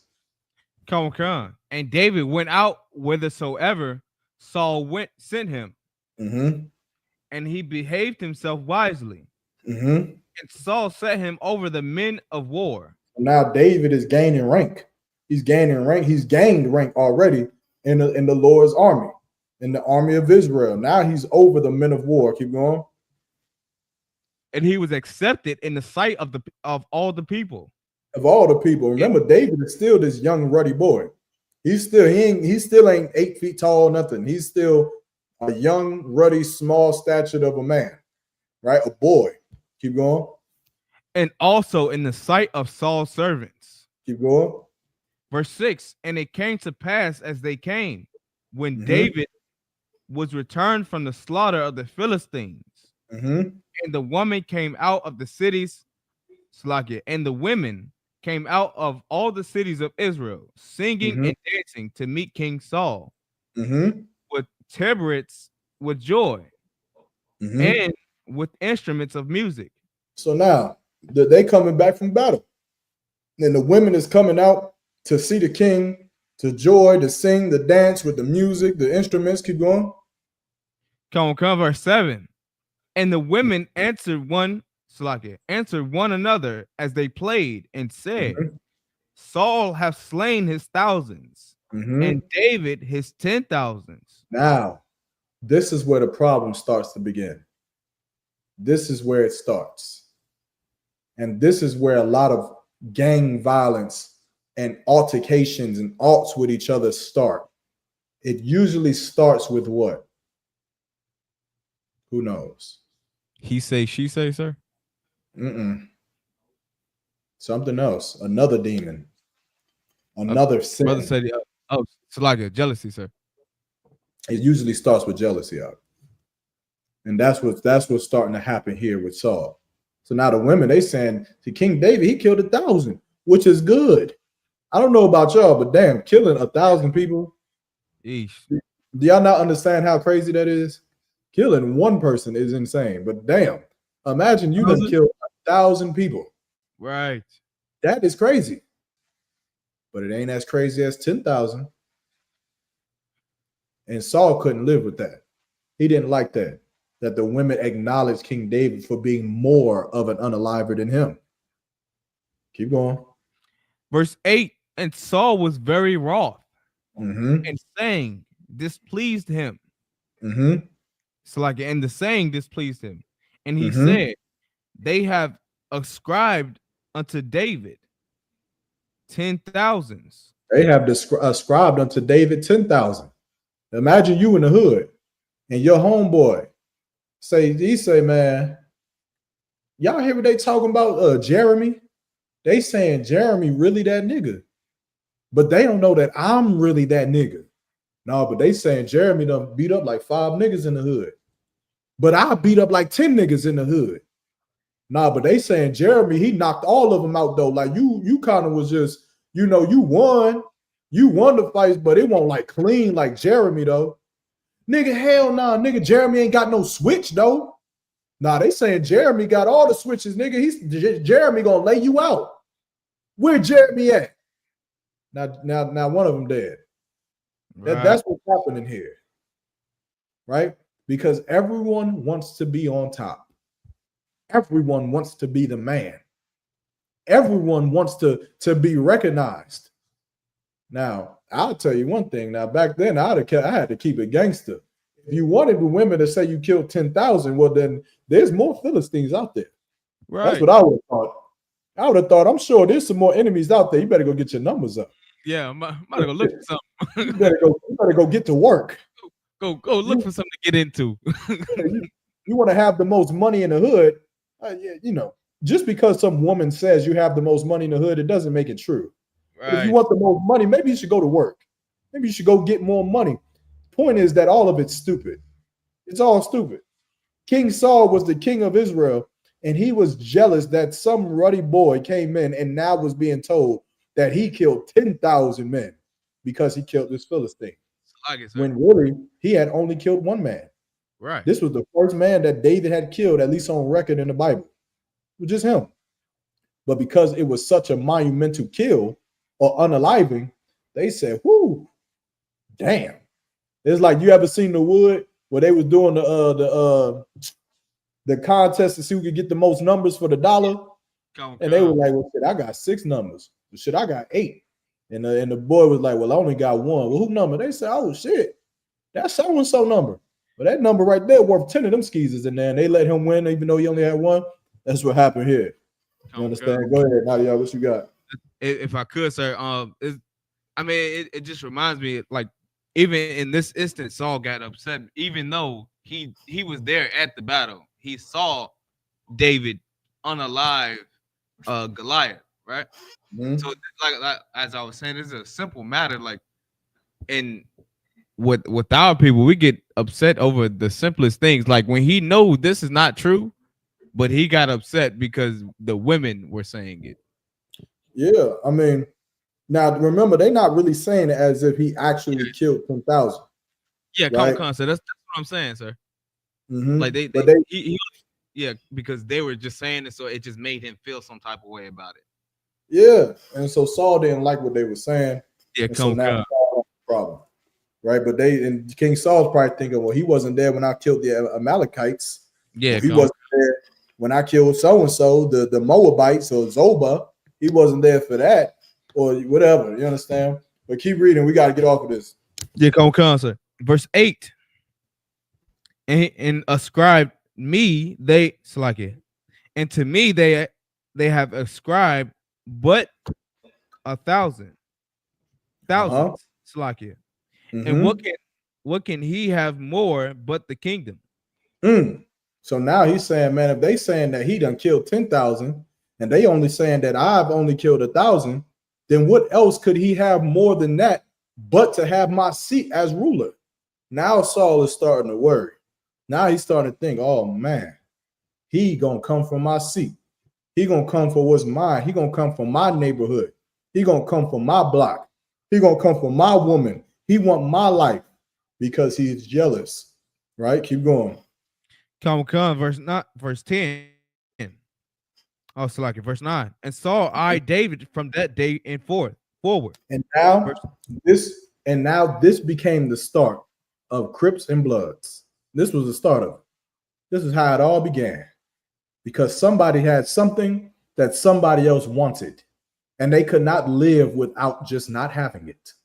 And that's the problem with Black people, with our people in our communities, Mexicans, Native Indians, and Blacks, that we all want to have everything, and we cannot live to see another brother having something that we don't have.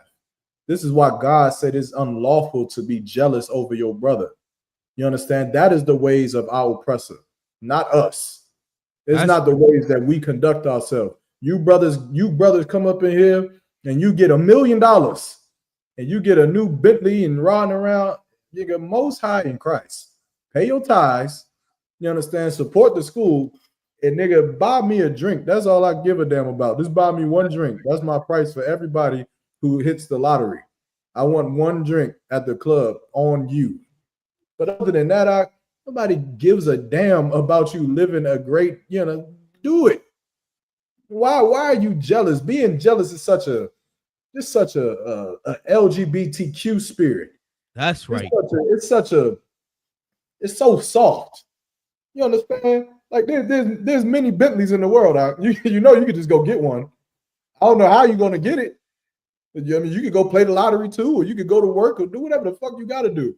But being jealous over another man is a very soft and it's an emotional and female attribute for a man to have.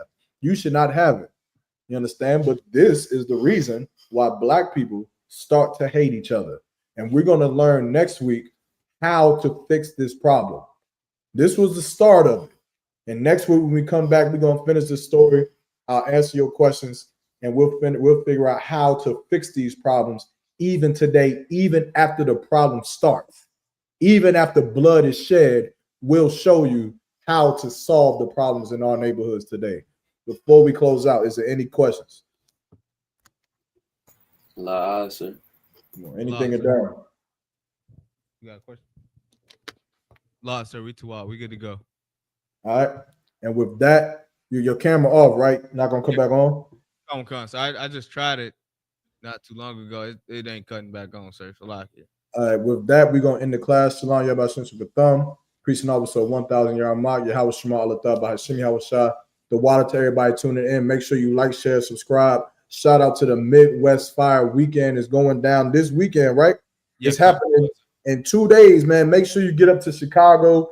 Get with Captain Mawaquad, the biggest priest of the Midwest. Get with them brothers. I'm sure they got General Mahaiman's class on Thursday. I'm sure they got some on Friday. I don't know the itinerary, but it's going to be live. It's going to be hectic. Lord allow, I'll be able to see y'all out there, man. But until then, we're going to go ahead and end the class. Shalom.